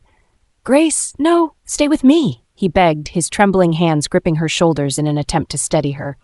Sarah barreled into the room next, a horrified scream tearing from her throat. "My baby," she wailed, rushing to Grace's side. Her shaking hands fluttered helplessly over her daughter's convulsing form. "What's happening to her? Someone help her!" The room descended into chaos as medical staff poured in, shouting commands and trying to maneuver Alexander and Sarah out of the way. Monitors began to beep urgently, the sound sharp and grating as the situation grew more frantic. "She needs stabilization. Move her to the emergency chamber now," one of the doctors ordered sharply. Two nurses rushed forward with a stretcher, carefully lifting Grace from the bed. Alexander hesitated, torn between clinging to her and letting the professionals do their job. Alexander, one of the nurses said firmly. You need to step aside. Reluctantly, he let them take her. His hands hovered uselessly in the air before falling to his sides. I'll come with you, he said, his voice trembling as he trailed after them. As they disappeared through the door, Sarah spun on me like a feral animal, her grief twisted into fury, her pale blue eyes blazing with hatred. This is your fault, she screamed, pointing a shaking finger at me. You did this to her. You're the reason she's in this state. Are you serious right now? I asked, arching an eyebrow. Grace's condition is because of her own reckless choices. I didn't force her to lie, cheat, or poison herself with whatever deals she's made. Don't you dare try to deflect, Sarah snarled, stepping closer. Her once pristine composure was completely broken, her face wild with anger, the anger of a mother who needed someone to blame. You pushed her. You came here and provoked her deliberately. You wanted this to happen. I confronted her with the truth, Sarah, I said coldly. If that's what you call provoking, then so be it. But don't try to pin her mistakes on me. You're a monster, she screeched. Daniel, get her out of here. Call the council. Call the enforcers. She has to pay for this. Daniel appeared in the doorway, his expression torn as his gaze flicked between his furious mother and my calm stance. Daniel, now? Sarah barked, her voice cracked under the weight of her desperation. For a moment he hesitated. I could see the doubt flickering in his eyes, doubt about this entire situation. But then, as if the pressure was too much, he finally reached for his phone. Fine, he muttered, avoiding my gaze. I'll call the council. I rolled my eyes, unfazed by the theatrics unfolding around me. Let them call whoever they wanted. Roman's protection had already rendered their threats meaningless. Sarah glared at me as Daniel made the call, her lips curling into a snarl. You'll regret ever crossing my family, Scarlett. Mark my words. I met her gaze with a smirk, tilting my head slightly. Let me know how that works out for you. The Winter Pack's judgment chamber was as cold and unwelcoming as its name suggested. The towering walls seemed to press down on me, and the circle of council members surrounding me radiated disapproval. They sat stiff and rigid in their chairs, their eyes boring into me as they muttered amongst themselves. Though I couldn't make out their exact words, it wasn't hard to guess. They thought I was guilty. They thought I was responsible for Grace's condition. Miss Winters, one of the senior council members, finally spoke, his voice deep and authoritative. You have been formally accused of provoking and accelerating Grace Winters' condition. If these accusations prove true, the consequences will be severe. I crossed my legs casually, leaning back in my chair. And? The councilman frowned at my dismissive tone. And we require your cooperation. Refusing to answer these accusations will not. I'm not refusing, I interjected, my voice calm but firm. I'm simply waiting. Waiting, he repeated, his tone skeptical. I nodded. For my partner to arrive. He'll clear this up soon enough. The council exchanged uneasy glances. A younger member leaned forward, his brow furrowed as he addressed me. Miss Winters, do you understand the gravity of this situation? This chamber represents... Oh, I understand perfectly, I said with a mocking smile. This chamber represents the laws of the Northern Territories. How impressive. But let me remind you. I leaned forward, lowering my voice to a deadly whisper. The Northern Territories have their limits. The Shadow Organization does not. The room fell into a heavy silence. My words hung in the air like a storm about to break, and for a moment, even the council seemed unsure of how to proceed. But before anyone could respond, a loud crash shattered the tense stillness. The massive double doors of the chamber swung open with a deafening force, the metal hinges groaning under the strain. Instantaneously, the room was filled with a suffocating aura, the kind of power that demanded submission. Chapter 71, Power and Protection. The air inside the containment cell was stifling. My fingers grazed the scratches on my wrist left by the enforcers, a reminder of their rough handling. They tried to intimidate me with their so-called authority, but I'd seen through their act. They were nothing more than pawns, scurrying around, hoping to impress the council. I leaned back, crossing my arms as my lips curled into a faint, cold smirk. Let them try. Roman would come. The silence of the cell was shattered by a sudden explosion. The heavy door tore off its hinges, landing with a deafening thud against the wall. Dust swirled in the dim light, but the figure standing in the doorway was unmistakable. Roman Thorn. His imposing form filled the room, his icy blue eyes practically glowing with fury. His presence sucked the air from the chamber, commanding immediate silence from the enforcers standing outside. Each and every one of them lowered their eyes, their earlier bravado evaporating as Roman stepped inside, every movement deliberate and lethal. Behind him, Hunter followed, his sharp gaze sweeping over the room. "We've received word from the council," Hunter announced coldly to the enforcement leader, who was now stammering incoherent explanations. "There is no evidence Scarlett used forbidden magic. Your accusations are baseless." The enforcement leader swallowed hard, his gaze flickering between Roman and me. Sweat beaded on his forehead, his hands shaking as he fumbled with the keys to my restraints. My smirk widened as I leaned forward, making sure he saw the defiance in my eyes. "Release her." Roman's voice cut through with dangerous authority, palpable enough to make everyone in the room flinch. The leader scrambled to obey, unlocking the restraints that bound me to the chair. As soon as I was free, I rubbed my wrists, noticing the red marks left behind. "You're lucky these are just scratches," I said, my tone deliberately measured. "Your men weren't exactly gentle during questioning." The male enforcer who'd handled me stiffened. I didn't," he stammered, his words trailing off under Roman's deathly gaze. Roman stepped forward, his towering presence forcing the enforcer to retreat until his back hit the wall. He said nothing, but the pure fury radiating off him was enough to make the man tremble. "Enough," the enforcement leader croaked, desperation lacing his voice. "Scarlett has been released. She is free to go." "Smart decision," Hunter remarked coolly, opening the door wider. A younger enforcer made the mistake of speaking up. "But sir, what about Grace?" she said. Roman's icy glare snapped toward the man, silencing him on the spot. "Speak one more word," Roman said, his voice low and chilling, "and I'll make you regret it."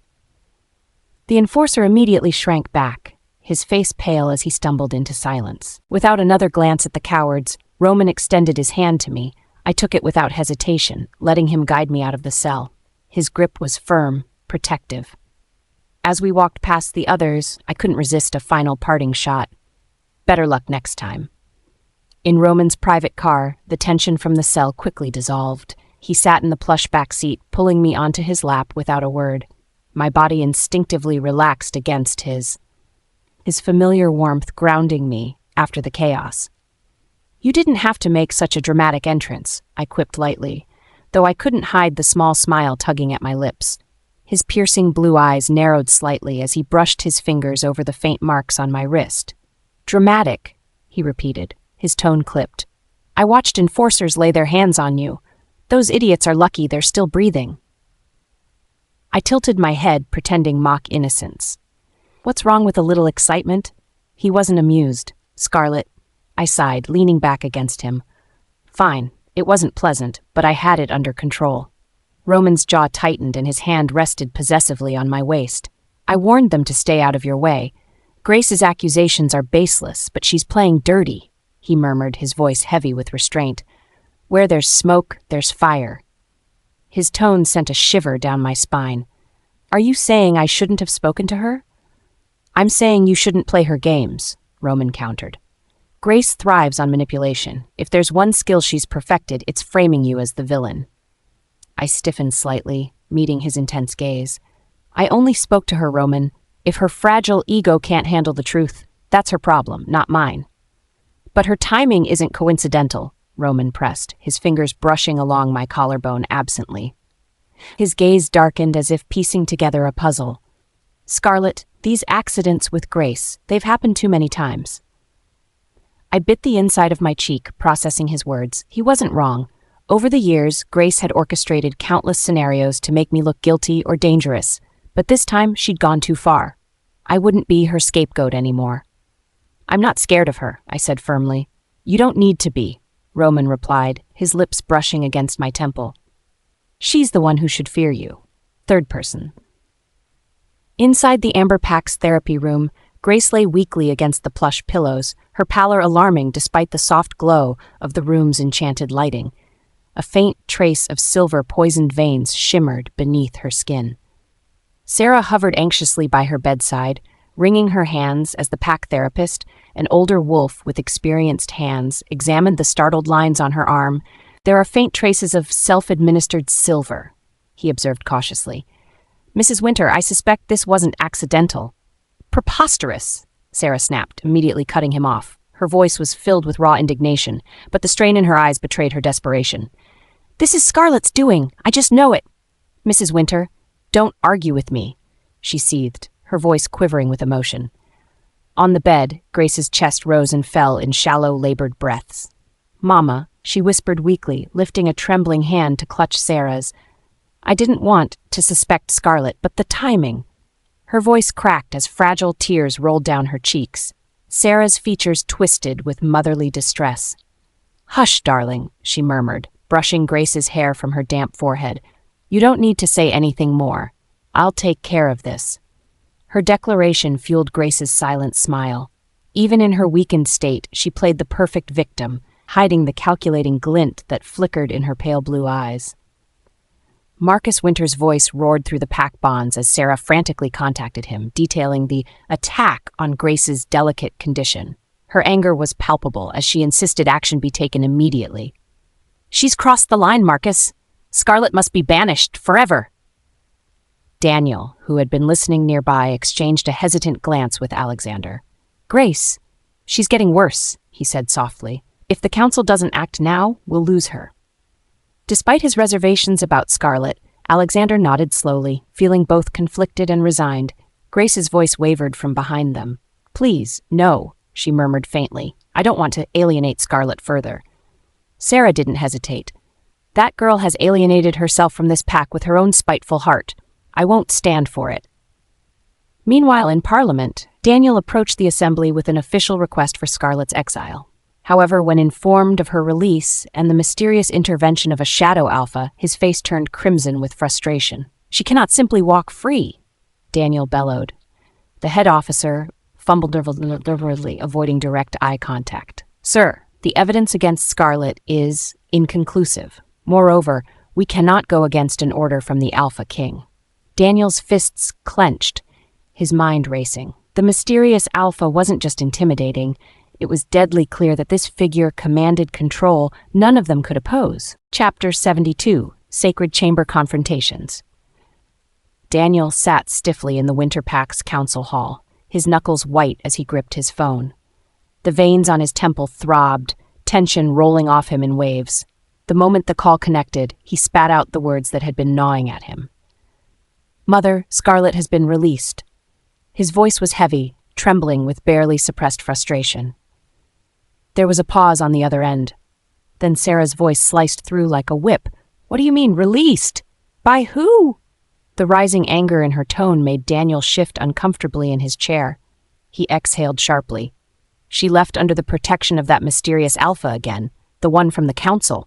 No one dared to stop them. Another loaded silence followed, but this one was quickly broken by Sarah's furious outburst. "Unacceptable," she screeched. "How is this even possible? Who authorized it? Who undermined me in this cowardly, underhanded way?"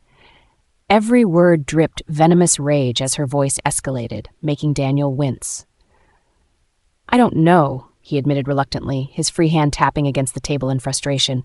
"The enforcers? They wouldn't even look me in the eye when I pushed them for answers. It's like they were terrified."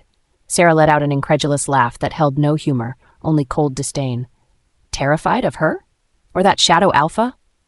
She took a sharp breath, the kind she always did before she planned something malicious. "Fine. If they want to defy me, so be it. But this isn't over. No one makes a mockery of me. No one."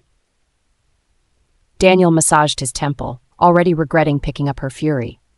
"What do you want me to do?" he asked tensely. He wasn't sure he wanted the answer. "Gather information," Sarah barked. "Every connection Scarlett has, every ally. We'll find who signed off on this and make sure they regret it. And as for Scarlett," her voice dipped into a dangerous edge, "if she won't leave by her own will, we'll force her out." Meanwhile, in her hospital bed, Grace wasn't wallowing in weakness. Her frail fingers tapped fast on her phone screen, the sharp sounds of a crafted scheme taking life. The messages she sent were ruthless, calculated. She thinks she can hide behind him, she typed to a close female ally. Her lips twisted into a bitter smile as her bloodied fingers paused before continuing. But I know the truth. Her protector? A mere alpha she's seduced. Let's see how long she hides once I tell everyone what she really does. Another message flew out to a pack member known for stirring drama. Scarlett's vulnerable. Every male you envy her for? Don't worry, I'll claim them all before she does. Watch me. Her pale fingers hovered over the phone, hesitant, only for a fraction of a second before the words sent a ripple through the pack's grapevine. Grace's failing body leaned back shakily against her hospital pillow, her breathing labored but her mind sharp. Whatever physical weakness plagued her, her resolve burned brighter. Sarah's distant yelling and the faint tremors of the pack's current unrest emboldened her further. Though riddled with poison spreading through her veins, Grace's pride remained vast. Across the main house, Alexander was pacing outside under the pale moonlight. Mason, his wolf, snarled and snapped inside him, mirroring his internal turmoil. Alexander's fists opened and closed at his sides as his thoughts spiraled. As if she wasn't irritating enough, he growled aloud, his voice low, his breath fogging in the crisp night air. Now we have this alpha. The idea of Scarlett finding power greater than his, and some faceless protector willing to cross him, only incensed him further. You can't run from this forever, Scarlett. He muttered under his breath, punching a nearby tree trunk hard enough to split its bark. His mind raced as he called Jason, his beta, demanding constant progress updates. Find him, he barked. I don't care how. Get me everything you can on this alpha Scarlett's hiding behind. Jason's hesitant tone only irritated him further.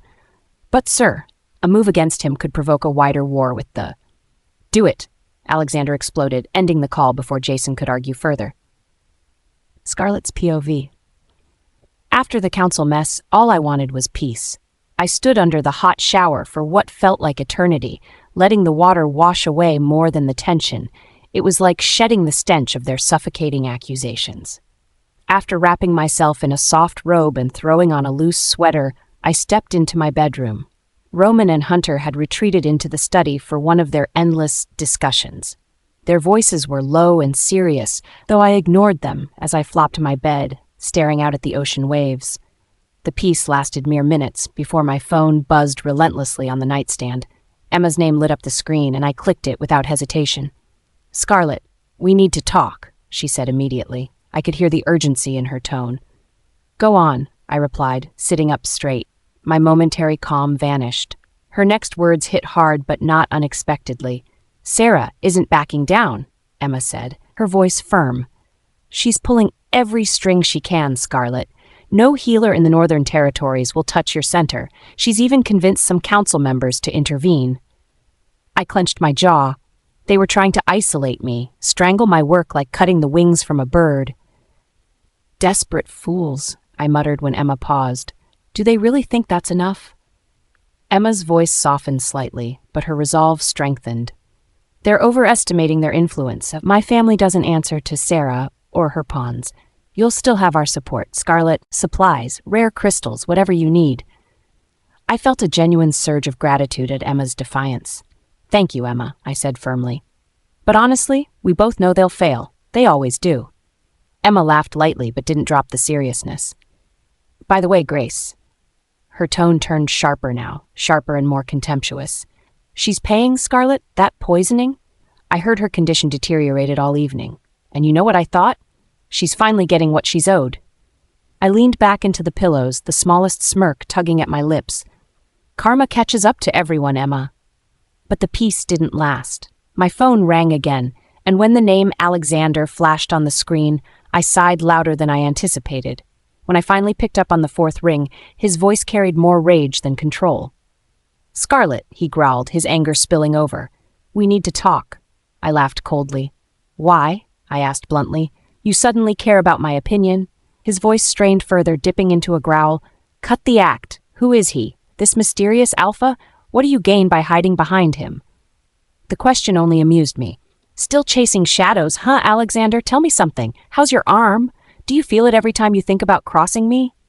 The growl that followed was animalistic. Enough! Stop dodging questions. Who is he? He slammed the demand at me like it could force answers. I smiled smugly, though he couldn't see it through the phone. Shouldn't you focus on what matters, like keeping Grace alive? Oh wait, has she stopped crying enough to ask for you yet? The silence held, brief but meaningful, before Alexander's temper exploded. You've crossed the line, Scarlett, he snarled. But I had already chuckled softly and ended the call before he could say another word. Minutes later, the phone buzzed again, the name this time, Daniel. I groaned audibly before answering with an obnoxious cheerfulness. Daniel, how lovely to hear from you. Enough sarcasm, he bit out, his usual hesitantly aggressive tone teetering closer to angry. You're ruining what little dignity the Whimper pack has left. I rolled my eyes so hard it practically hurt. Oh, here we go. You've been practicing this speech, haven't you? Your association with that alpha is shameful, he declared, his voice full of righteous anger. You're embarrassing our family, Scarlett. I couldn't even hold it in. My bark of unrestrained laughter filled the room. Shameful? You're lecturing me, Daniel? My tone sharpened, venom practically dripping from every word. Let's talk about shame, shall we? I heard him falter, the anger evaporating into hesitation. You think you're in a place to lecture me about dignity? I hissed. I embrace who I am, you? You hide behind lies and secrets, thinking no one's watching. I let the silence stretch thin as I hit him where it hurt. How's that human lover of yours, Daniel? I asked coldly. What about Sophie? The whispers around your special relationships are loud enough to reach from here to the council. It was in that moment Roman appeared in the doorway. His piercing, ice-blue eyes locked on mine as he caught the tail end of my biting retort to Daniel. I didn't break stride. If anything, his presence spurred me on. Don't think for a second, Daniel, I said, finality ringing in every syllable, that your hypocrisy gives you power over me. Roman's gaze lingered, a flicker of something warm in his expression. Then, without a word, he disappeared through the door, closing it quietly behind him.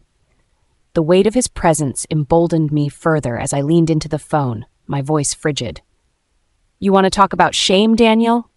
Clean your own house before you come knocking on mine. Chapter 73. End this charade. Scarlett! Daniel's voice blasted through my phone like a clumsy war horn, anger dripping from every syllable. You need to leave the Northern Territories, now! I didn't even try to hide my amusement.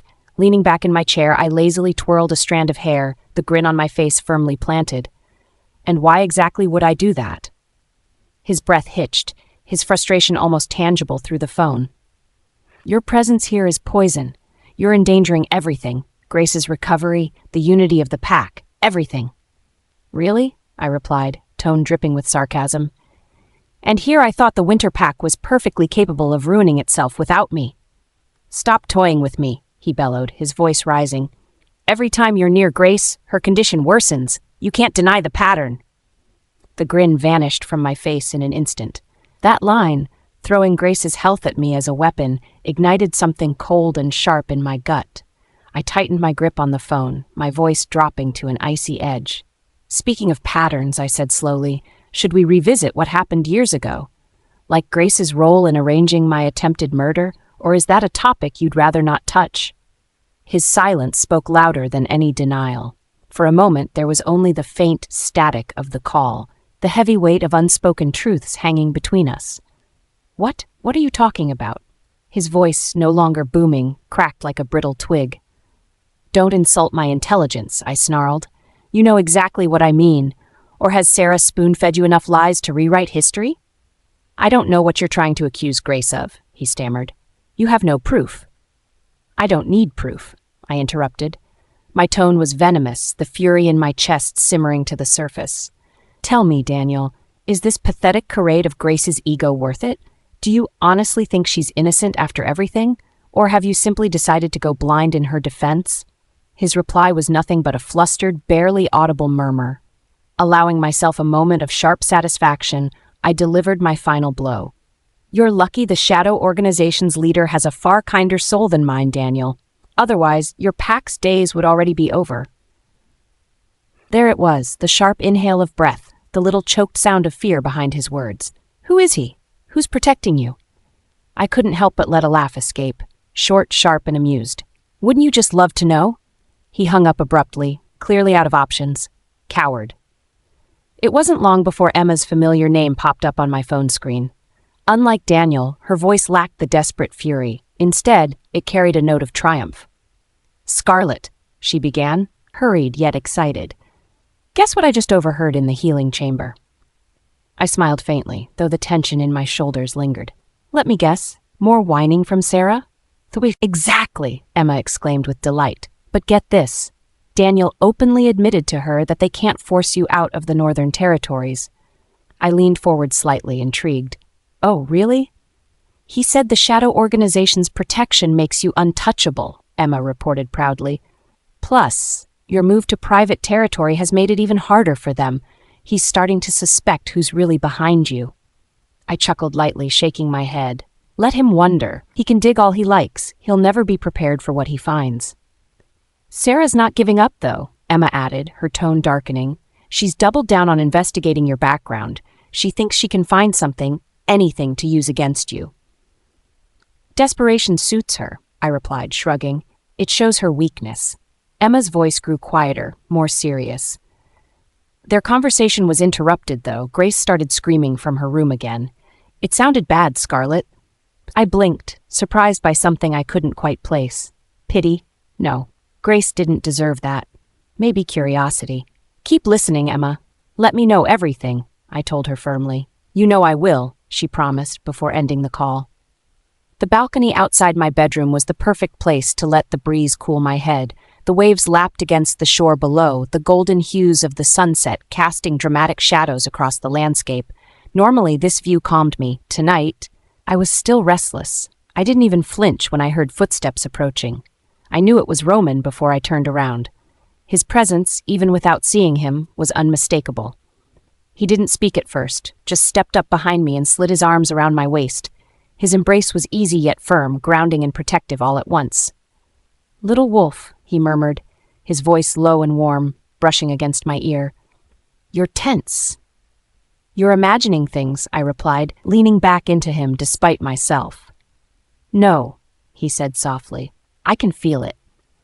I sighed heavily, letting the momentary comfort of his embrace wash over me, but it didn't last. He turned me around gently, his vivid blue eyes honing in on mine with precision, like he was trying to see past my defenses.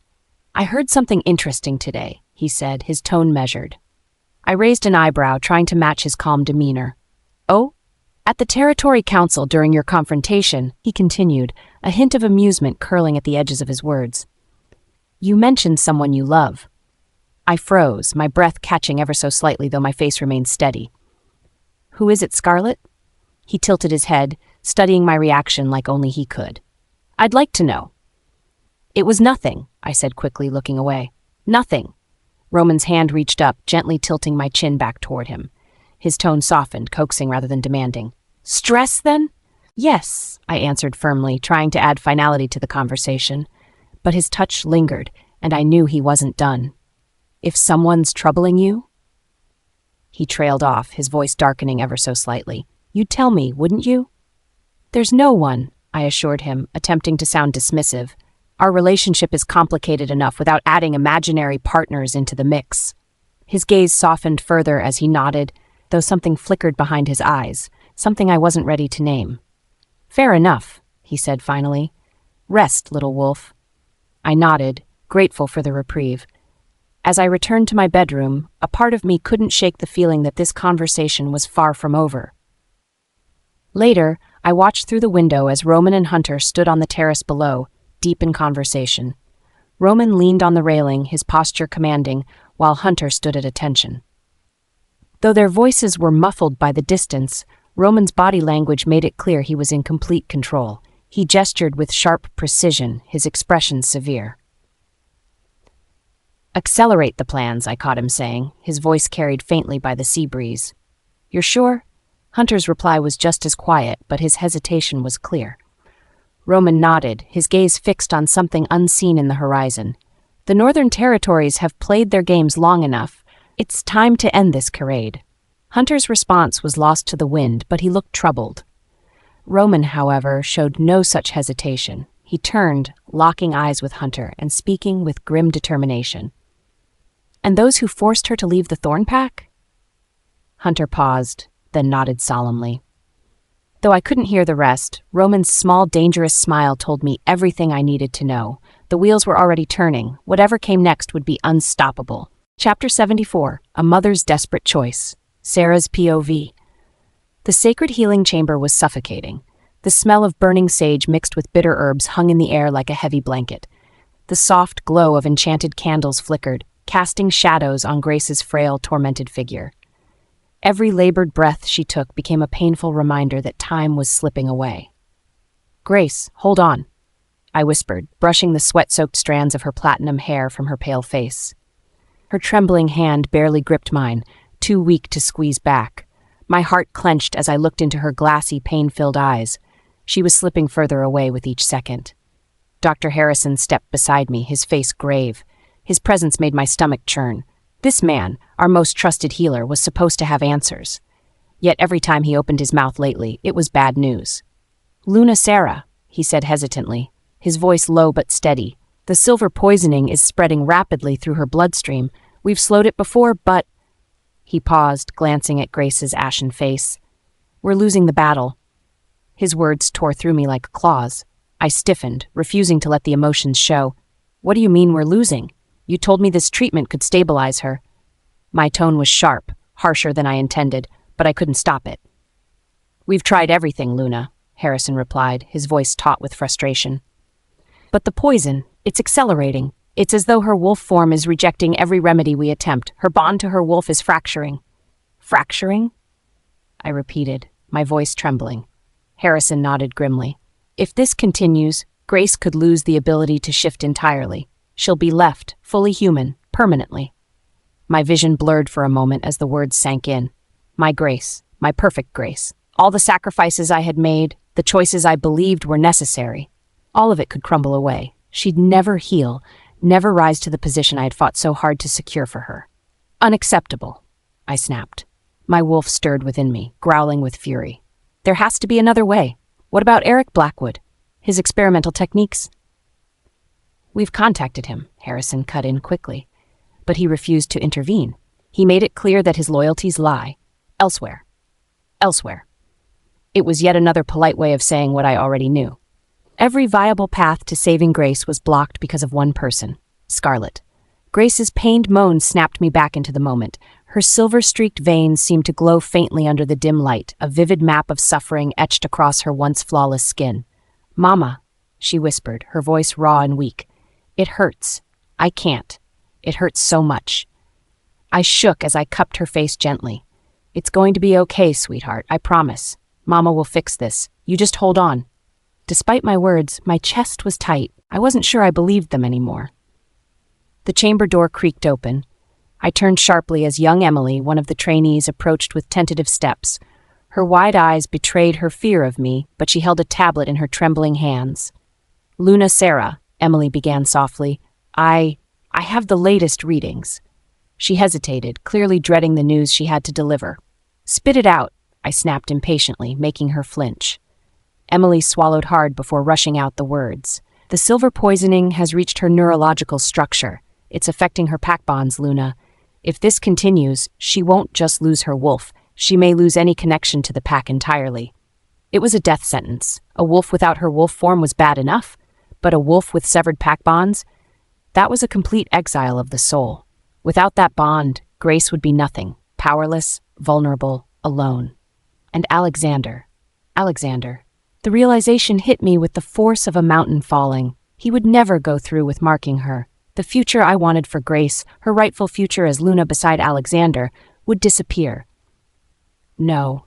My voice broke on the word, and without warning, a growl escaped my lips.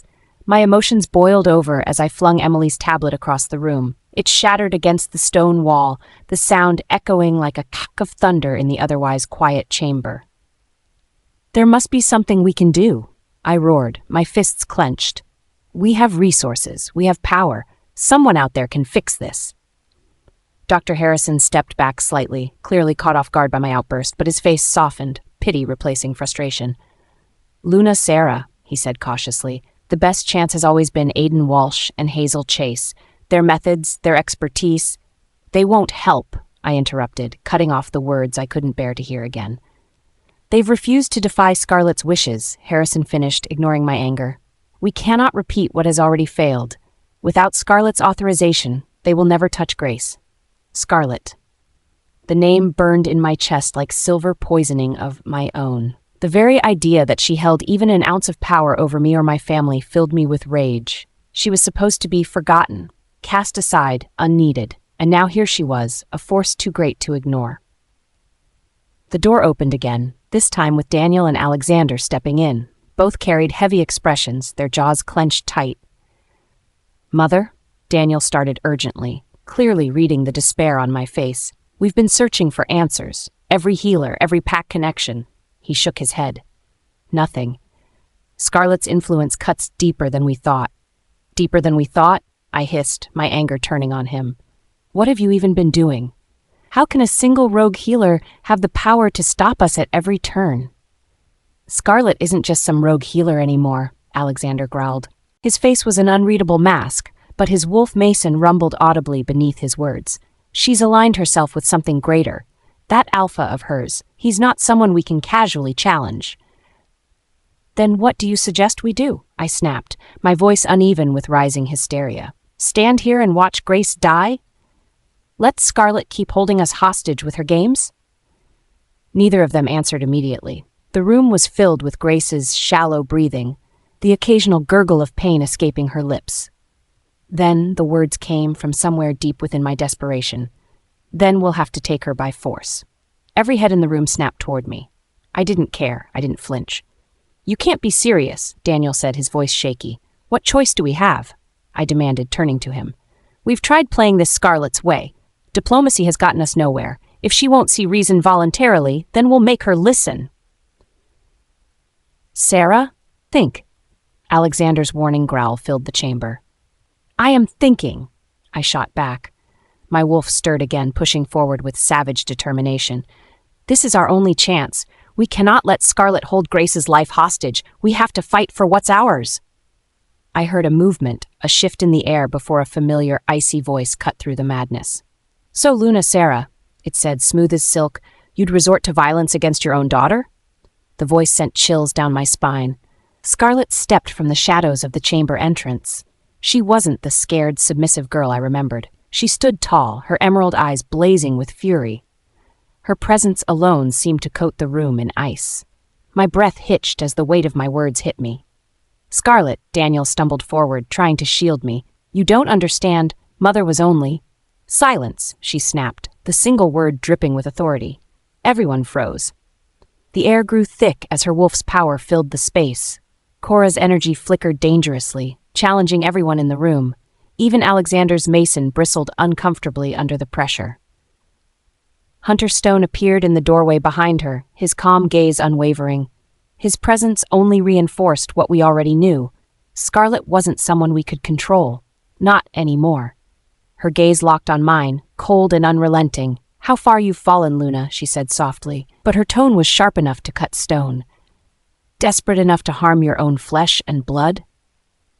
Desperation clawed at my throat as I desperately sought the words to defend myself. But her emerald eyes pinned me in place, unmoving and unforgiving. My silence said more than I ever could. The realization of what I had suggested, to force my own daughter, sent a chill through me. I had crossed a line, and I knew Scarlett would not forgive it. Chapter 75. I would have fought. Hunter walked silently beside me. His sharp eyes scanned our surroundings, his protective stance as constant as his shadow. Roman's insistence that he accompany me grated more than I cared to admit, but I wasn't about to argue. Roman didn't relent when it came to my safety. The sanatorium loomed ahead like a fortress of bitterness and deceit. As we approached, voices filtered out from an open window, low and hurried. My steps faltered, motioning for Hunter to stay back. "We must detain her," Sarah's voice hissed, brittle with desperation. "We have no choice now. She will help Grace, whether she wants to or not." I felt a sharp pang of irritation and rolled my eyes. Of course, they never quit scheming. "But Mother," Daniel's tone was uncertain, hesitant. "If we force her, Scarlett could." "Enough," Alexander snapped, his voice barely containing his frustration. "Grace is dying. Scarlett refuses to help. We'll keep her here until she agrees. End of discussion." My lips curled with icy amusement. They truly thought this would work. I stepped closer to the window and cleared my throat loud enough to catch their attention. "Planning something you'd like me to hear?" I said, smirking at their startled faces as they whipped around in sync. Silence fell, thick and charged, until Sarah broke it first with trembling desperation. She rushed toward me, hands clutching the edge of the window frame. "Scarlett, please!" Her voice shook as she gazed at me, her eyes glistening with years of repressed guilt. "We're out of options. Grace needs you. You're her last hope." I crossed my arms, leaning against the window frame like I had all the time in the world. "Now you acknowledge me as family?" I asked softly, though there was nothing kind in my tone. Sarah flinched, her desperation giving way to a flicker of anger. "You know full well she's suffering. Do you care nothing for your—" "Let's stop pretending we're having a heartfelt reunion." I cut her off sharply. The coldness in my voice made her step back slightly.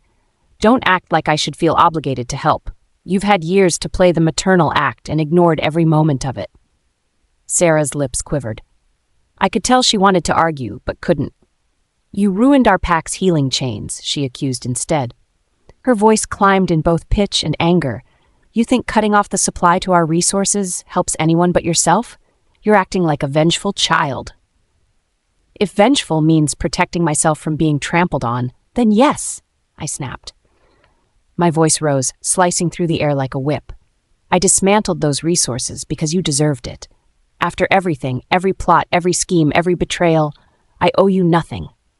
"You crossed a line." Daniel was suddenly in my face, his eyes blazing with righteous fury. His voice erupted as he pointed a clawed finger directly at me. "Disrespecting our pack hierarchy will be your downfall, Scarlett." His claws extended, gleaming with malice as he stepped forward to reinforce the threat. I didn't move, my emerald eyes locking with his as my smirk deepened. "You forget, Daniel," I said coldly.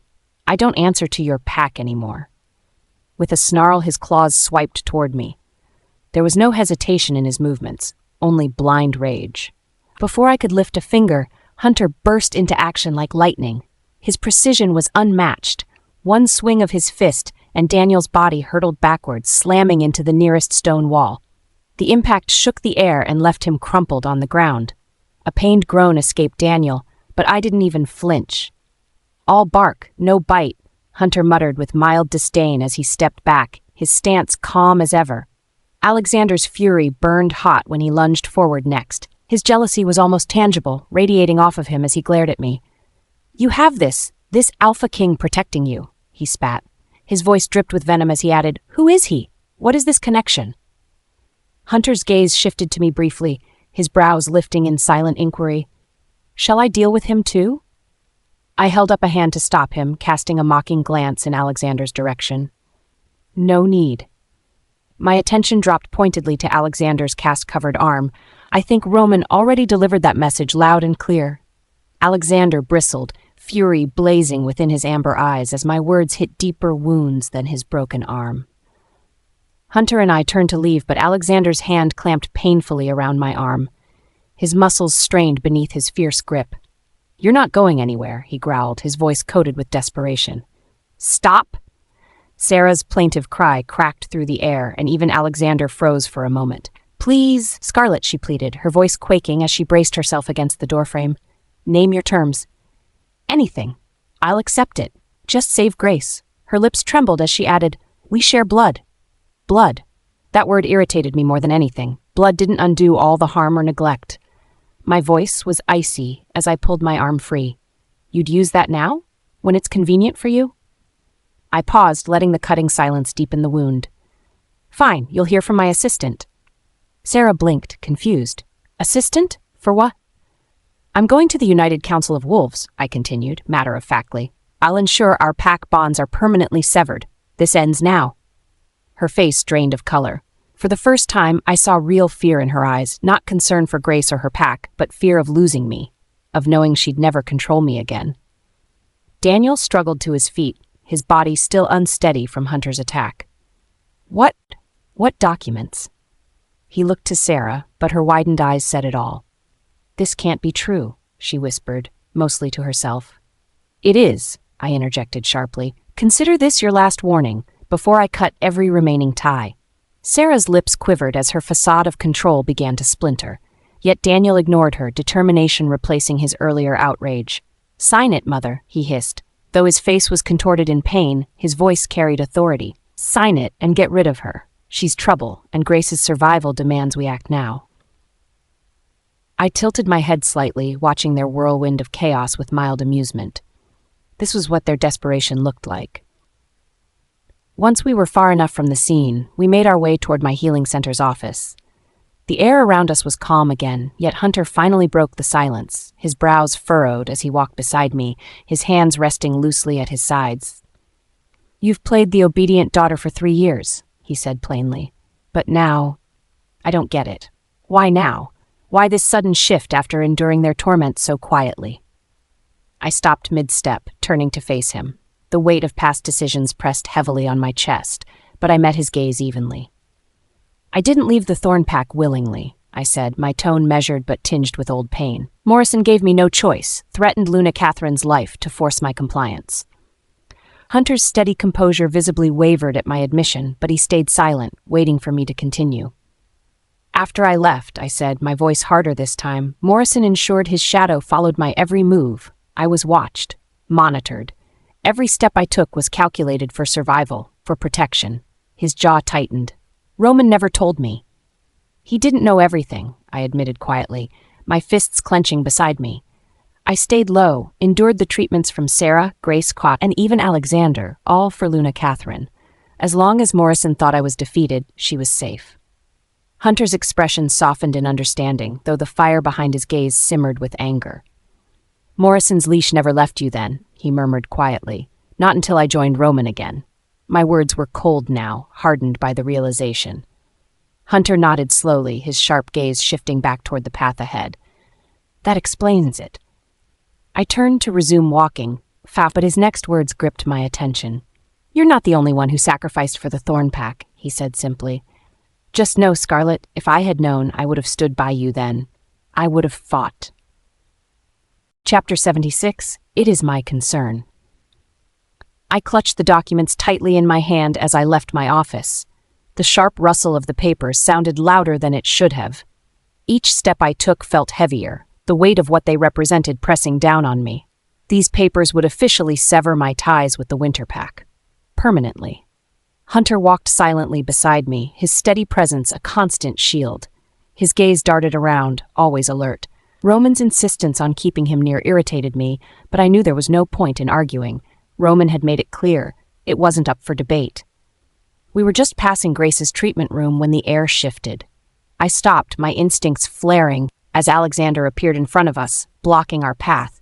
His expression was cold, his amber eyes flickering with rage.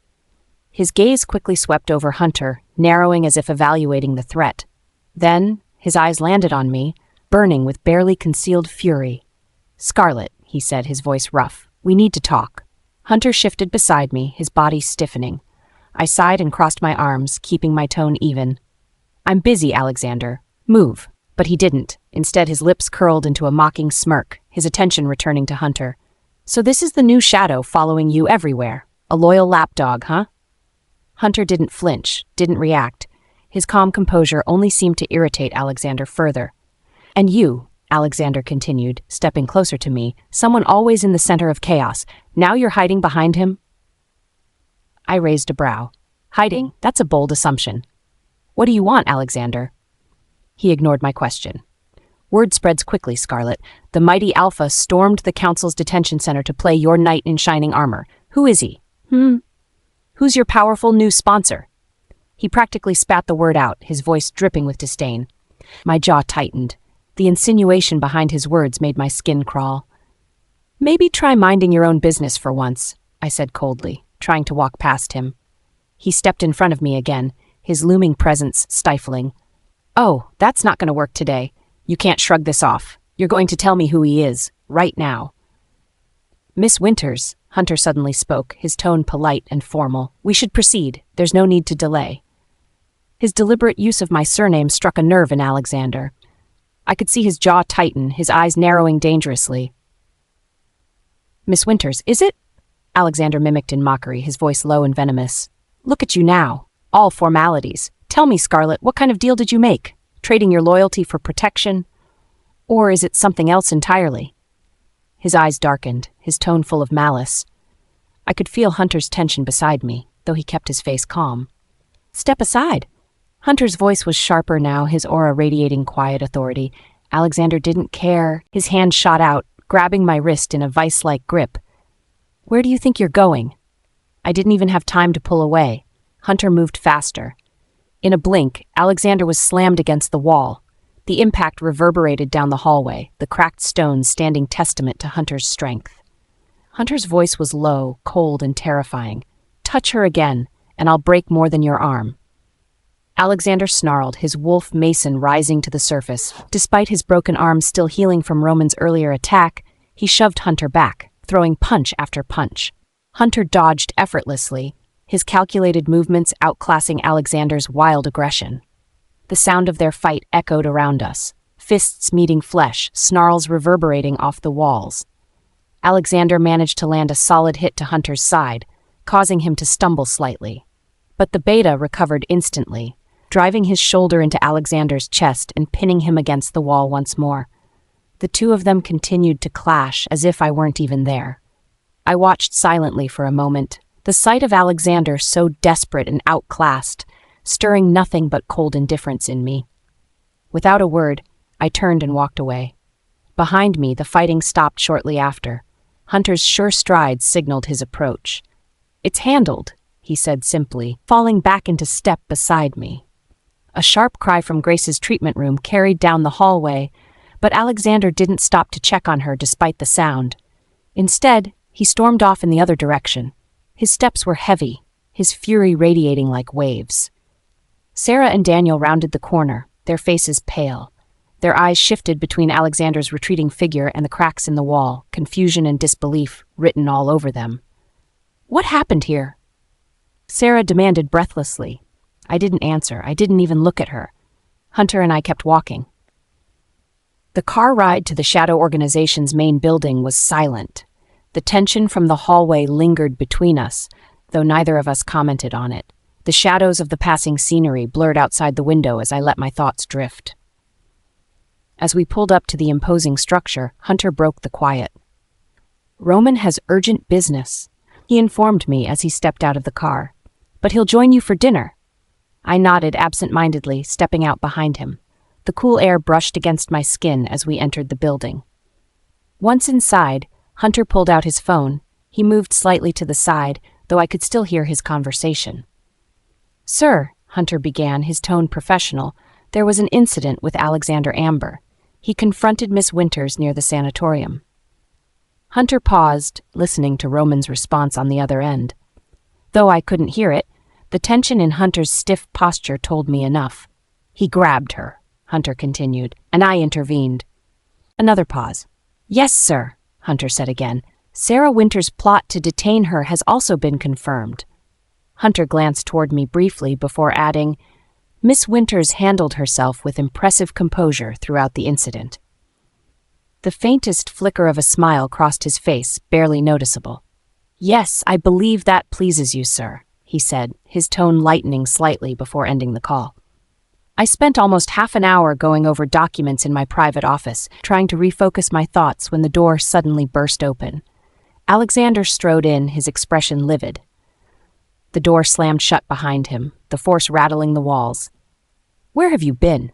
he demanded, his voice loud and sharp.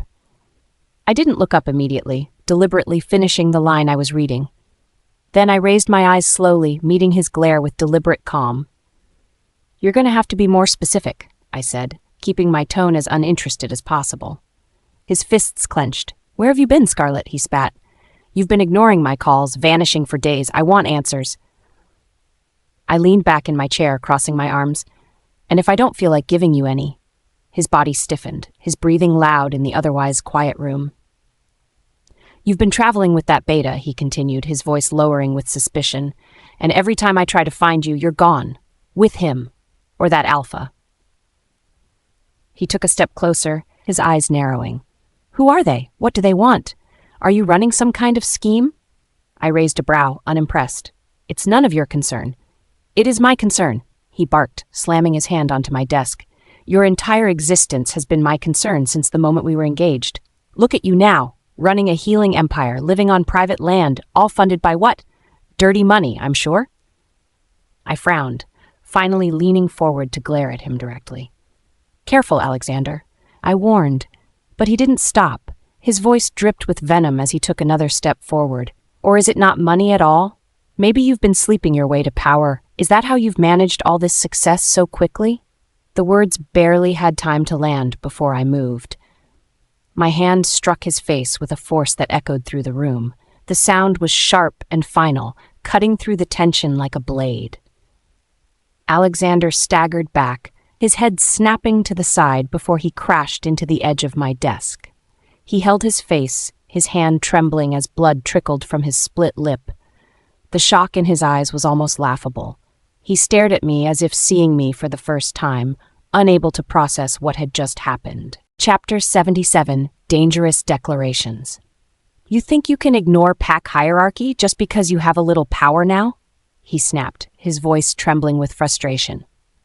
I raised an eyebrow at his words and gave him a slow, mocking smile. Hierarchy? You mean the one where the future alpha can't even keep his own pack from begging for supplies? That hierarchy? His jaw tightened and his fists curled at his sides. What are you talking about? Oh, come on, I said, my tone dripping with sarcasm. You know exactly what I'm talking about. Your pack is bleeding resources dry, and now you're all but crawling to my healing center for the scraps you desperately need to keep Grace alive. Alexander's face paled for a moment before he gritted his teeth, trying to mask his emotions. We don't depend on... Don't finish that sentence, I interrupted sharply, sitting up just enough to make my tone sharper. Because we both know you'd be lying. Without my supplies, you would have nothing. I leaned back again, letting the cold truth settle in the room. He looked like he wanted to argue, but the words got stuck in his throat. And yet, I continued, the sweetness in my voice barely concealing my bitterness. You're here, threatening me instead of thanking me. Isn't it ironic, Alexander? You need me, but you won't admit it because your fragile pride can't take it. You don't know what you're saying, he growled, his voice low and unsteady. Oh, I know perfectly well, I shot back. Tell me, does it bother you that you owe everything to someone you've tried to destroy? His eyes blazed at the accusation, but then they flickered with uncertainty, and I knew I'd hit a nerve. Stop playing games, Scarlett, he said, trying to sound firm but failing. You're walking a dangerous path. I tilted my head, my lips curling into a smile that didn't touch my eyes. Am I? Interesting choice of words. Speaking of dangerous paths, have you checked in with Sarah lately? How's her little plot to kidnap me going? The blood drained from his face. His mouth opened slightly, but no words came out. For the first time, I saw something close to fear in his expression. You know about that? He finally managed to say, his voice almost a whisper. Of course I do, I said sharply, setting the pen down on my desk with a loud thud. You think Sarah can scheme behind my back and I wouldn't find out? And you let her. Desperation must really be clouding your judgment. Alexander's hands twitched, his claws threatening to come out. It wasn't like that, he said quickly. I didn't agree with her methods. But you didn't stop her, did you? I interrupted, standing up from my chair. You stood by and let her conspire to harm someone under the protection of the Shadow Organization. Do you even understand the gravity of that stupidity? His breathing grew shallow, and his gaze flickered from me to the door behind me, as if considering his escape. Then his eyes landed on my neck. I knew immediately what he was looking at, the faint marks Roman had left. His jaw clenched so hard I thought he might break a tooth, and his trembling hand tightened into a fist at his side. This Alpha, he said, his voice almost trembling, the one protecting you, who is he? I laughed coldly, the sound cutting through the air like a knife. Why should I explain anything to you? Because I need to know, he exploded, taking a step forward. I need to know who has that kind of power over you. He didn't even realize what he'd just said, but I did. For a moment I softened. Then I hardened again. Power over me? I repeated mockingly. You've got it all wrong, Alexander. No one has power over me, not anymore. You think you're untouchable now because of some mysterious alpha, he snapped. But you're wrong. You're still the same Scarlett, pretending to be stronger than you are. Who is he, Scarlett? Tell me." "Why?" I asked, crossing my arms and tilting my chin defiantly. "So you can cry about how he's better than you at controlling his pack? Or is it just your ego that makes you want to know?" He flinched at my words but tried to hide it by letting out a bitter laugh. "I don't care about his status or his pack, but I need to know what you've gotten yourself into. Why don't you focus on your pack instead?" I snapped back. "It's falling apart, Alexander, thanks to your decisions and to Grace." He stiffened at her name, his face twisting with a mix of guilt and anger. "Her condition," he began, but his voice faltered. "Yes, her condition." I leaned forward, my voice dropping into a sharp whisper. "The seaside mansion, let me guess. You only want it so you can save her, right? Not for any noble reason, but because she can't survive without it. How pathetic."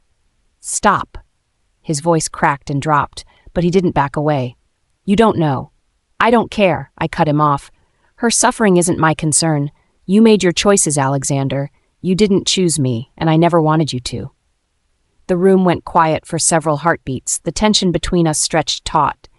He glared at me with everything he had, but it wasn't enough. He was off balance, and we both knew it. Finally, I pressed the intercom on my desk. "Hunter?" The door swung open immediately, and I could feel the calming power of Hunter's presence flood the room. Tall and imposing, he didn't even need to speak to show where the authority in the room truly rested. Alexander's body tensed, his wolf mason rippling beneath his skin. "You're hiding behind him now? A glorified beta?" Hunter's sharp gaze didn't waver as he studied Alexander like a predator judging its prey. "You requested, Miss Winters?" "Remove him," I said simply, sitting back down without giving Alexander another glance. "He's overstayed his welcome." Hunter didn't even pause. He was behind Alexander in a flash, gripping his uninjured arm with more force than necessary. "You can't do this," Alexander snarled, trying to pull free, but Hunter was unrelenting. "Oh, but I can," I said sweetly, watching them from my desk. "Consider this a mercy, Alexander. Next time, I won't be so gentle." As Hunter moved to escort him out, Alexander turned his head and glared at me, his fury spilling over. "You'll regret this, Scarlett. You think you're safe now, but I'll destroy your healing center. See how powerful you are when it's gone." I burst out laughing, the sound loud and cutting. "Destroy my healing center? With what resources? Have you not realized I've already dismantled your entire supply chain? You can barely keep Grace alive, let alone harm me." His face turned a deep shade of red as humiliation and rage poured off him in waves. "This isn't over," he roared as Hunter dragged him through the door. "No, it's not," I said under my breath, smirking as I waved mockingly, "but it will be, for you." The door slammed shut behind them, cutting off Alexander's furious growls. I leaned back in my chair and exhaled slowly, feeling the rush of adrenaline still coursing through me. Through the pack bonds, I could feel his anger burning hot like a fire. But it was weak, a desperate attempt to hold on to some semblance of control. He wanted a fight, but I was done playing by his rules. Alexander Amber, his pack, and their so-called alliance were nothing to me anymore. Let them stew in their own failures. I had much bigger battles ahead. Chapter 78, Desperate Claims and Deadly Confrontations. Claire was pacing again. Her steps were small but restless, and the soft scratching of her shoes on the tiled floor was getting on my nerves. She clutched a notebook to her chest like it was a shield, her teeth worrying at her lip as she glanced nervously at the door. I set my pen down with a deliberate motion to get her attention. "Claire," I said, keeping my tone sharp, "if you have something to say, just say it. Otherwise, stop pacing." She froze mid-step, her face flushed with embarrassment. Scarlett, it's about Alexander." Her voice wavered, uncertain. I arched an eyebrow, leaning back in my chair. "What about him?" Claire hesitated, clearly struggling with her words. Finally, she blurted it out, her eyes wide with concern. "He looked awful earlier. I mean, his face, those bruises. Was that you?" For a moment, I just stared at her. Then, a short, dry laugh escaped my lips. "Do you think I have time to go around punching people in the face, Claire?" Her face turned crimson as she fumbled for a response.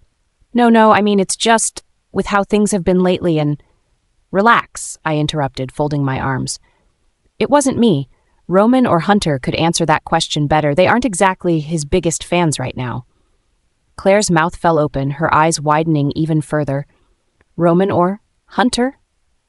She repeated, her voice barely above a whisper. Why would they?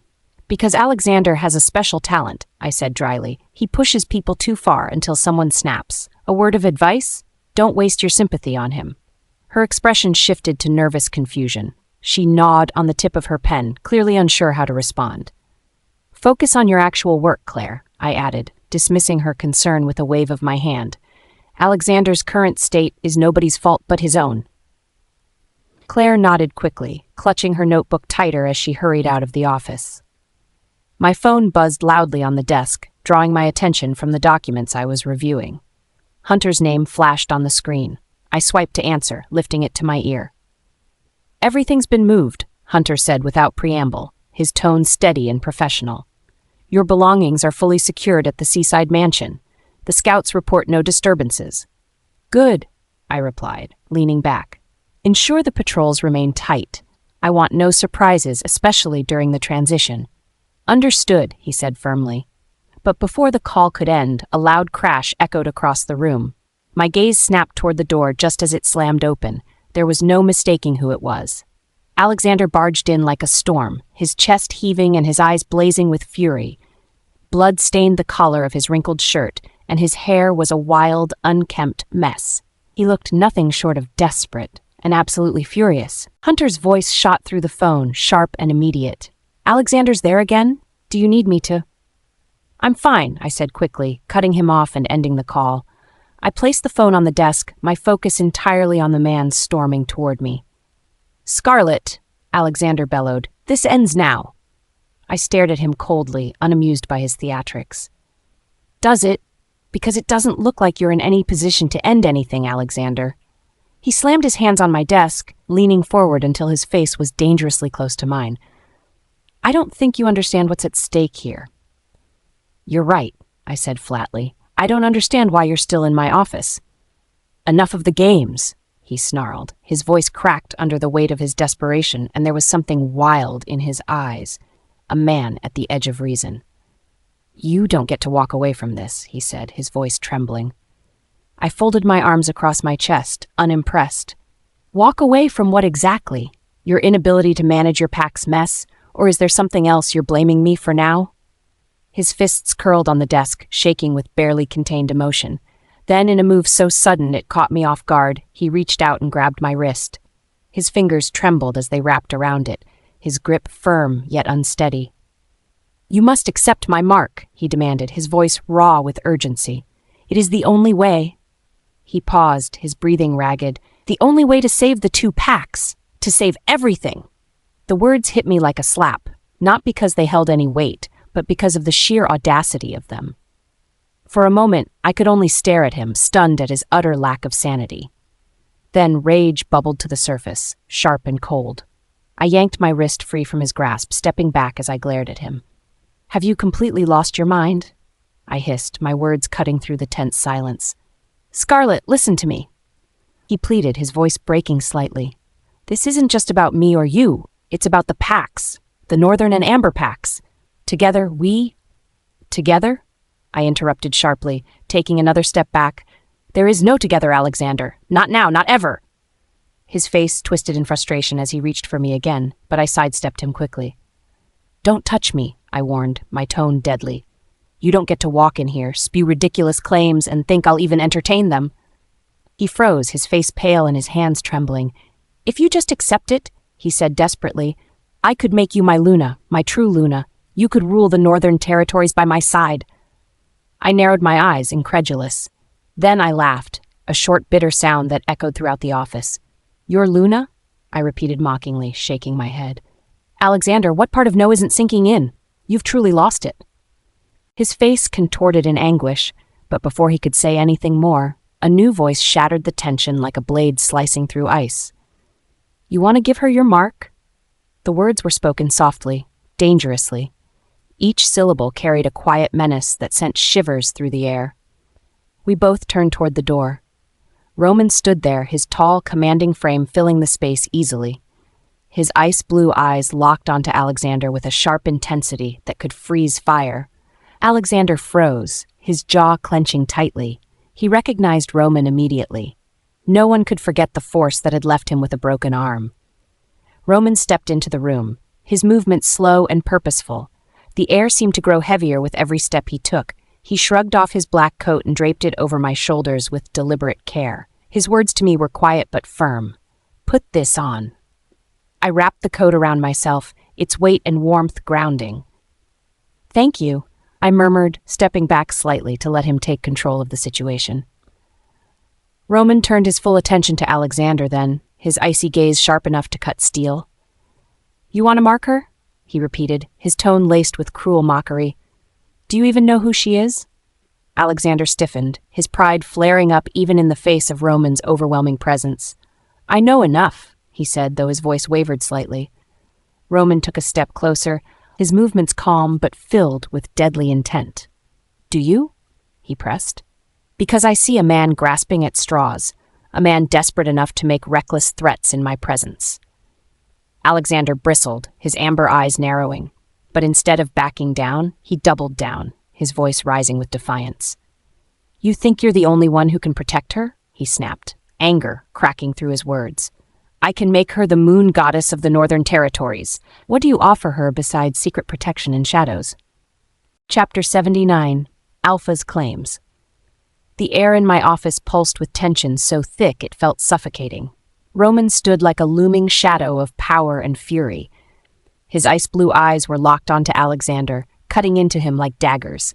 The room seemed to shrink under his force, the once spacious area now feeling claustrophobic with the collision of two powerful auras.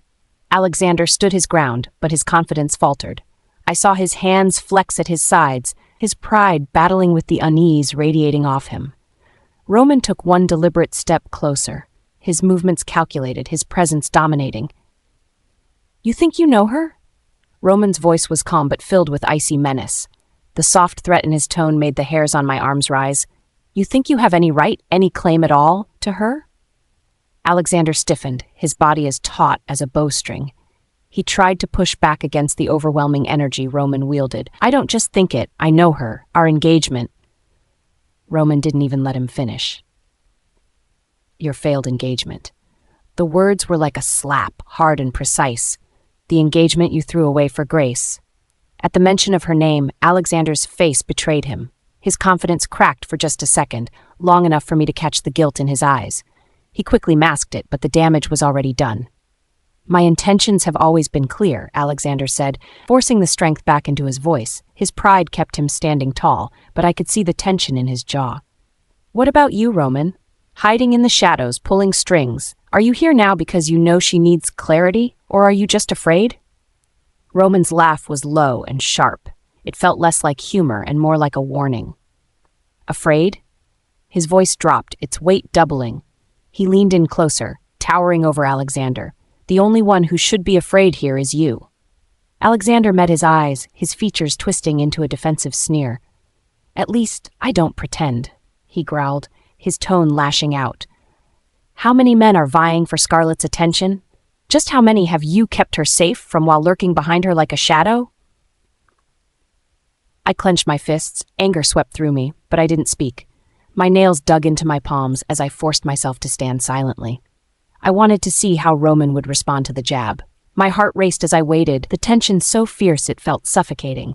Roman took another step forward, his shoulders pushing back as power radiated off him.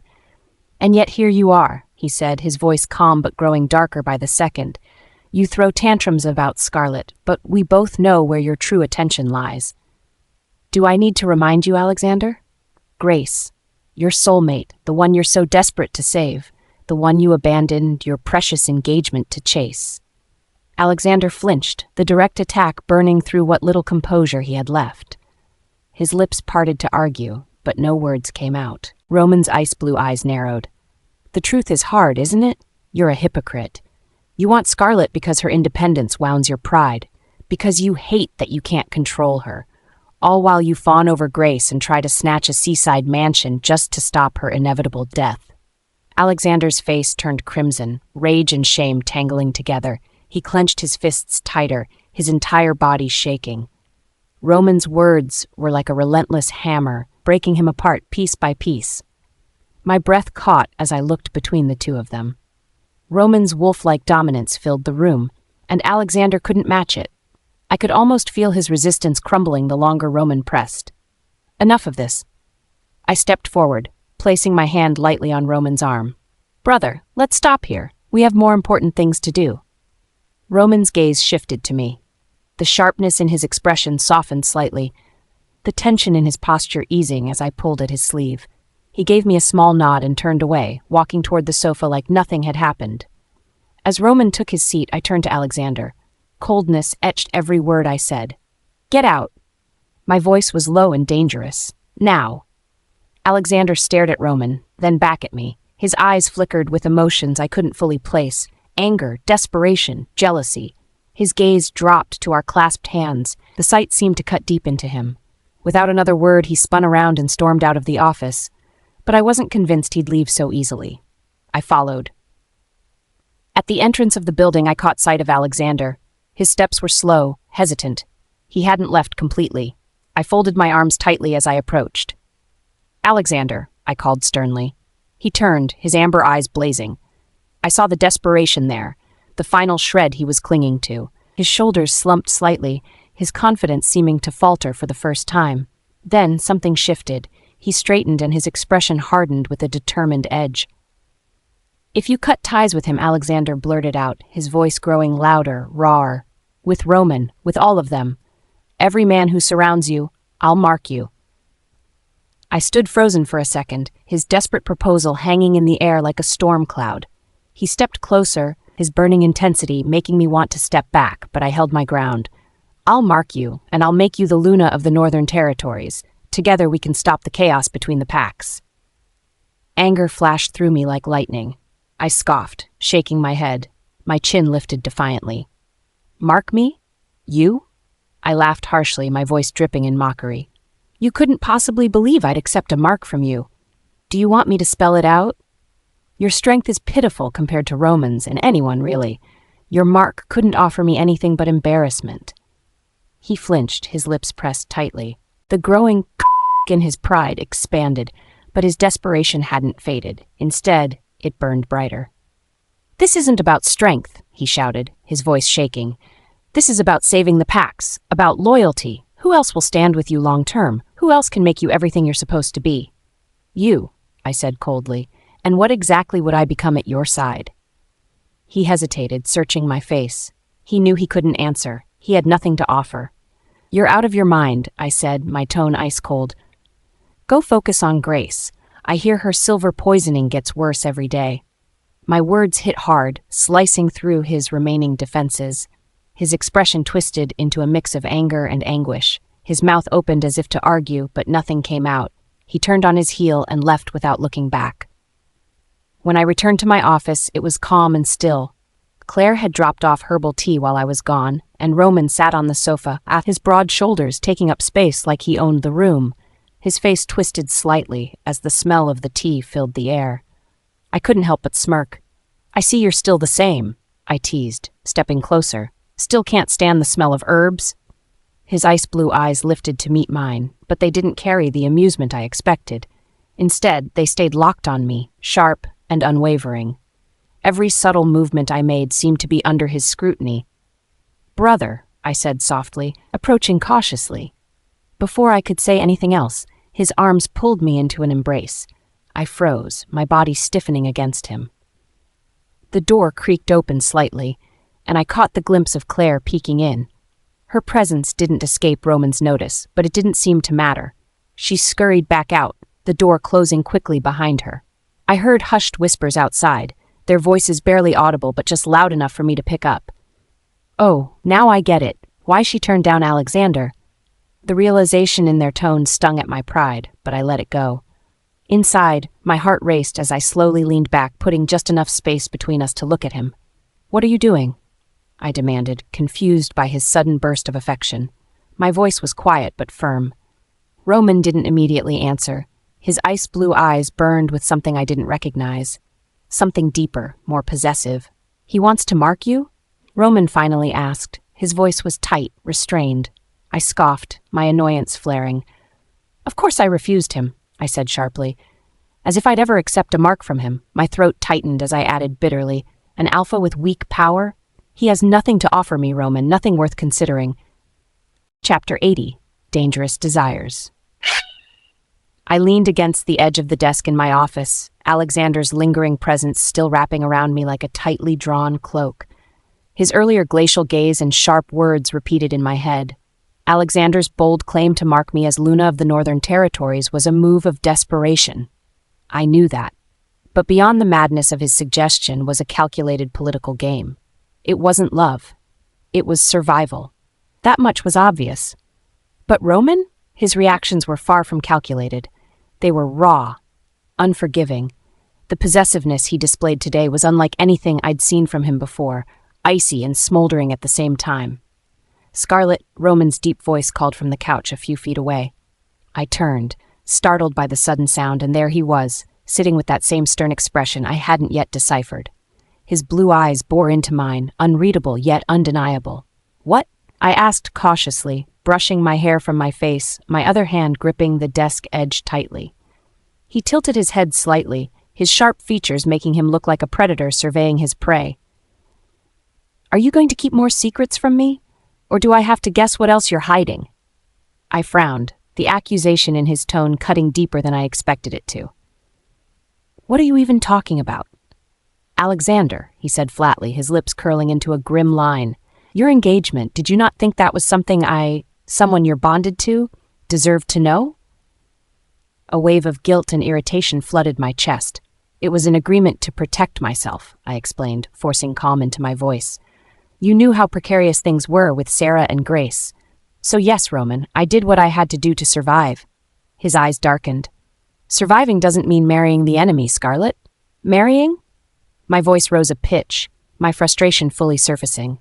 "It was never going to happen, Roman. The engagement was annulled long before." "Before what?" he cut in, standing suddenly. He closed the small distance between us with deliberate strides. "Before I found you? Or before you decided to keep me in the dark again?" His words pulled my guilt higher, but they also ignited my own anger. "What do you want me to say, Roman? That I planned every second of my misery for the last 3 years? That I enjoyed being their pawn? You think I wanted to wear their chains?" A flicker of regret passed across his face, as though my words had hit something inside him. But he didn't step back. His towering frame loomed closer, his ice-blue eyes pinning me in place. "Swear to me," he said softly, his voice low but commanding. "Swear you won't let another like Alexander tether you again." I swallowed hard, surprised by the raw intensity in his tone. "I won't," I murmured. My voice wavered, but my resolve was steady. "You don't have to worry about me running off with anyone else, Roman." Something shifted in his expression, relief, perhaps, but it vanished as quickly as it appeared. He reached for me suddenly, his large hands capturing my waist as he pulled me closer with a restrained kind of defiance. His lips crashed onto mine without warning, stealing my words and breath in one ruthless, heated motion. At first, I froze. My heart stuttered as my mind caught up to what was happening. But then Cora, my wolf, stirred beneath my skin, her howls of approval making it impossible to fight the pull between us. I responded without hesitation, tangling my fingers in his hair as I kissed him back with equal fervor. The tension between us blurred, replaced by something far more dangerous and consuming. Every ounce of frustration, fear, and longing erupted into the moment, becoming too much and yet somehow not enough. When his mouth trailed down the side of my neck, sending white-hot sparks through every nerve in my body, reality finally snapped back into focus. "Roman," I whispered breathlessly, pushing against his chest. But he didn't stop. His hold tightened ever so slightly, a silent refusal to let me pull away. I tried again, this time pressing more firmly. "Roman, we shouldn't." His lips paused against my skin, and he exhaled heavily, his warm breath sending shivers down my spine. He pulled back just far enough to meet my gaze, his ice-blue eyes flickering with something darker and more primal. "Shouldn't," he repeated, a humorless edge in his tone, "or won't." I struggled to find my words, my mind spinning from his proximity and the slow burn of our bond. We're not supposed to." "Supposed to?" Roman's eyes narrowed as he gripped my chin gently but firmly, tilting my face closer to his. "Supposed to what? Pretend you're not mine?" His words echoed in my chest, their weight dragging against every argument I could conjure. But I couldn't let this go further. Not yet. I pushed harder against him, finally stepping back far enough to create some space. "This isn't about pretending, Roman," I said, my voice firmer now. I need time to sort this out. Our history, everything." He studied my face for a moment, his sharp features betraying a flicker of turmoil. But then his expression hardened, a wall falling between us. "Time?" he repeated, his tone colder now. "Are you hoping to consider other males in that time, Scarlett?" "What?" I blinked, my lips parting in disbelief. "Of course not. I just told you. I rejected Alexander." "That's not what I asked." His voice dropped dangerously, laced with accusation. I stared at him, stunned by how quickly the mood had shifted. A lump formed in my throat as frustration bubbled over. "Roman, this isn't about anyone else. I don't want anyone else, damn it." His gaze softened for the briefest moment, but just as quickly, it was gone. He turned abruptly, his hand raking through his hair as he paced toward the door. "Let's go," he said sharply. "You'll eat before the night's chaos continues." I stood frozen, staring after him in shock. What just happened? The restaurant was quiet. Too quiet. Roman barely looked at me as we sat across the table. His expression remained unreadable, his focus entirely on his plate. I poked at my food, appetite lost in the thick tension hanging between us. I finally couldn't take it anymore. "Roman," I began carefully. "What's wrong?" He didn't respond, merely taking another bite of his meal. I leaned closer, lowering my voice. "Did I do something? Why are you acting like—" "Eat," he interrupted sharply, his voice firm but neutral. I clenched my jaw, swallowing the retort climbing up my throat. Fine. If he wanted cold indifference, he'd get it. But deep down, I couldn't shake the gnawing feeling that my earlier words about not being ready, about needing time, had somehow triggered his mood shift. The rest of the meal passed in uncomfortable silence, my heart heavy with unease. Jason paced the floor of Alexander's private chamber, his beta instincts thrumming with unease. He had just delivered the latest report. Grace's condition was worsening rapidly. But Alexander barely reacted, his focus fixed elsewhere. "You're not listening to me, Alexander," Jason said tightly, frustration creeping into his voice. "Grace's time is running out, and yet here you are, chasing ghosts with Scarlett." Alexander's lips pressed into a thin line.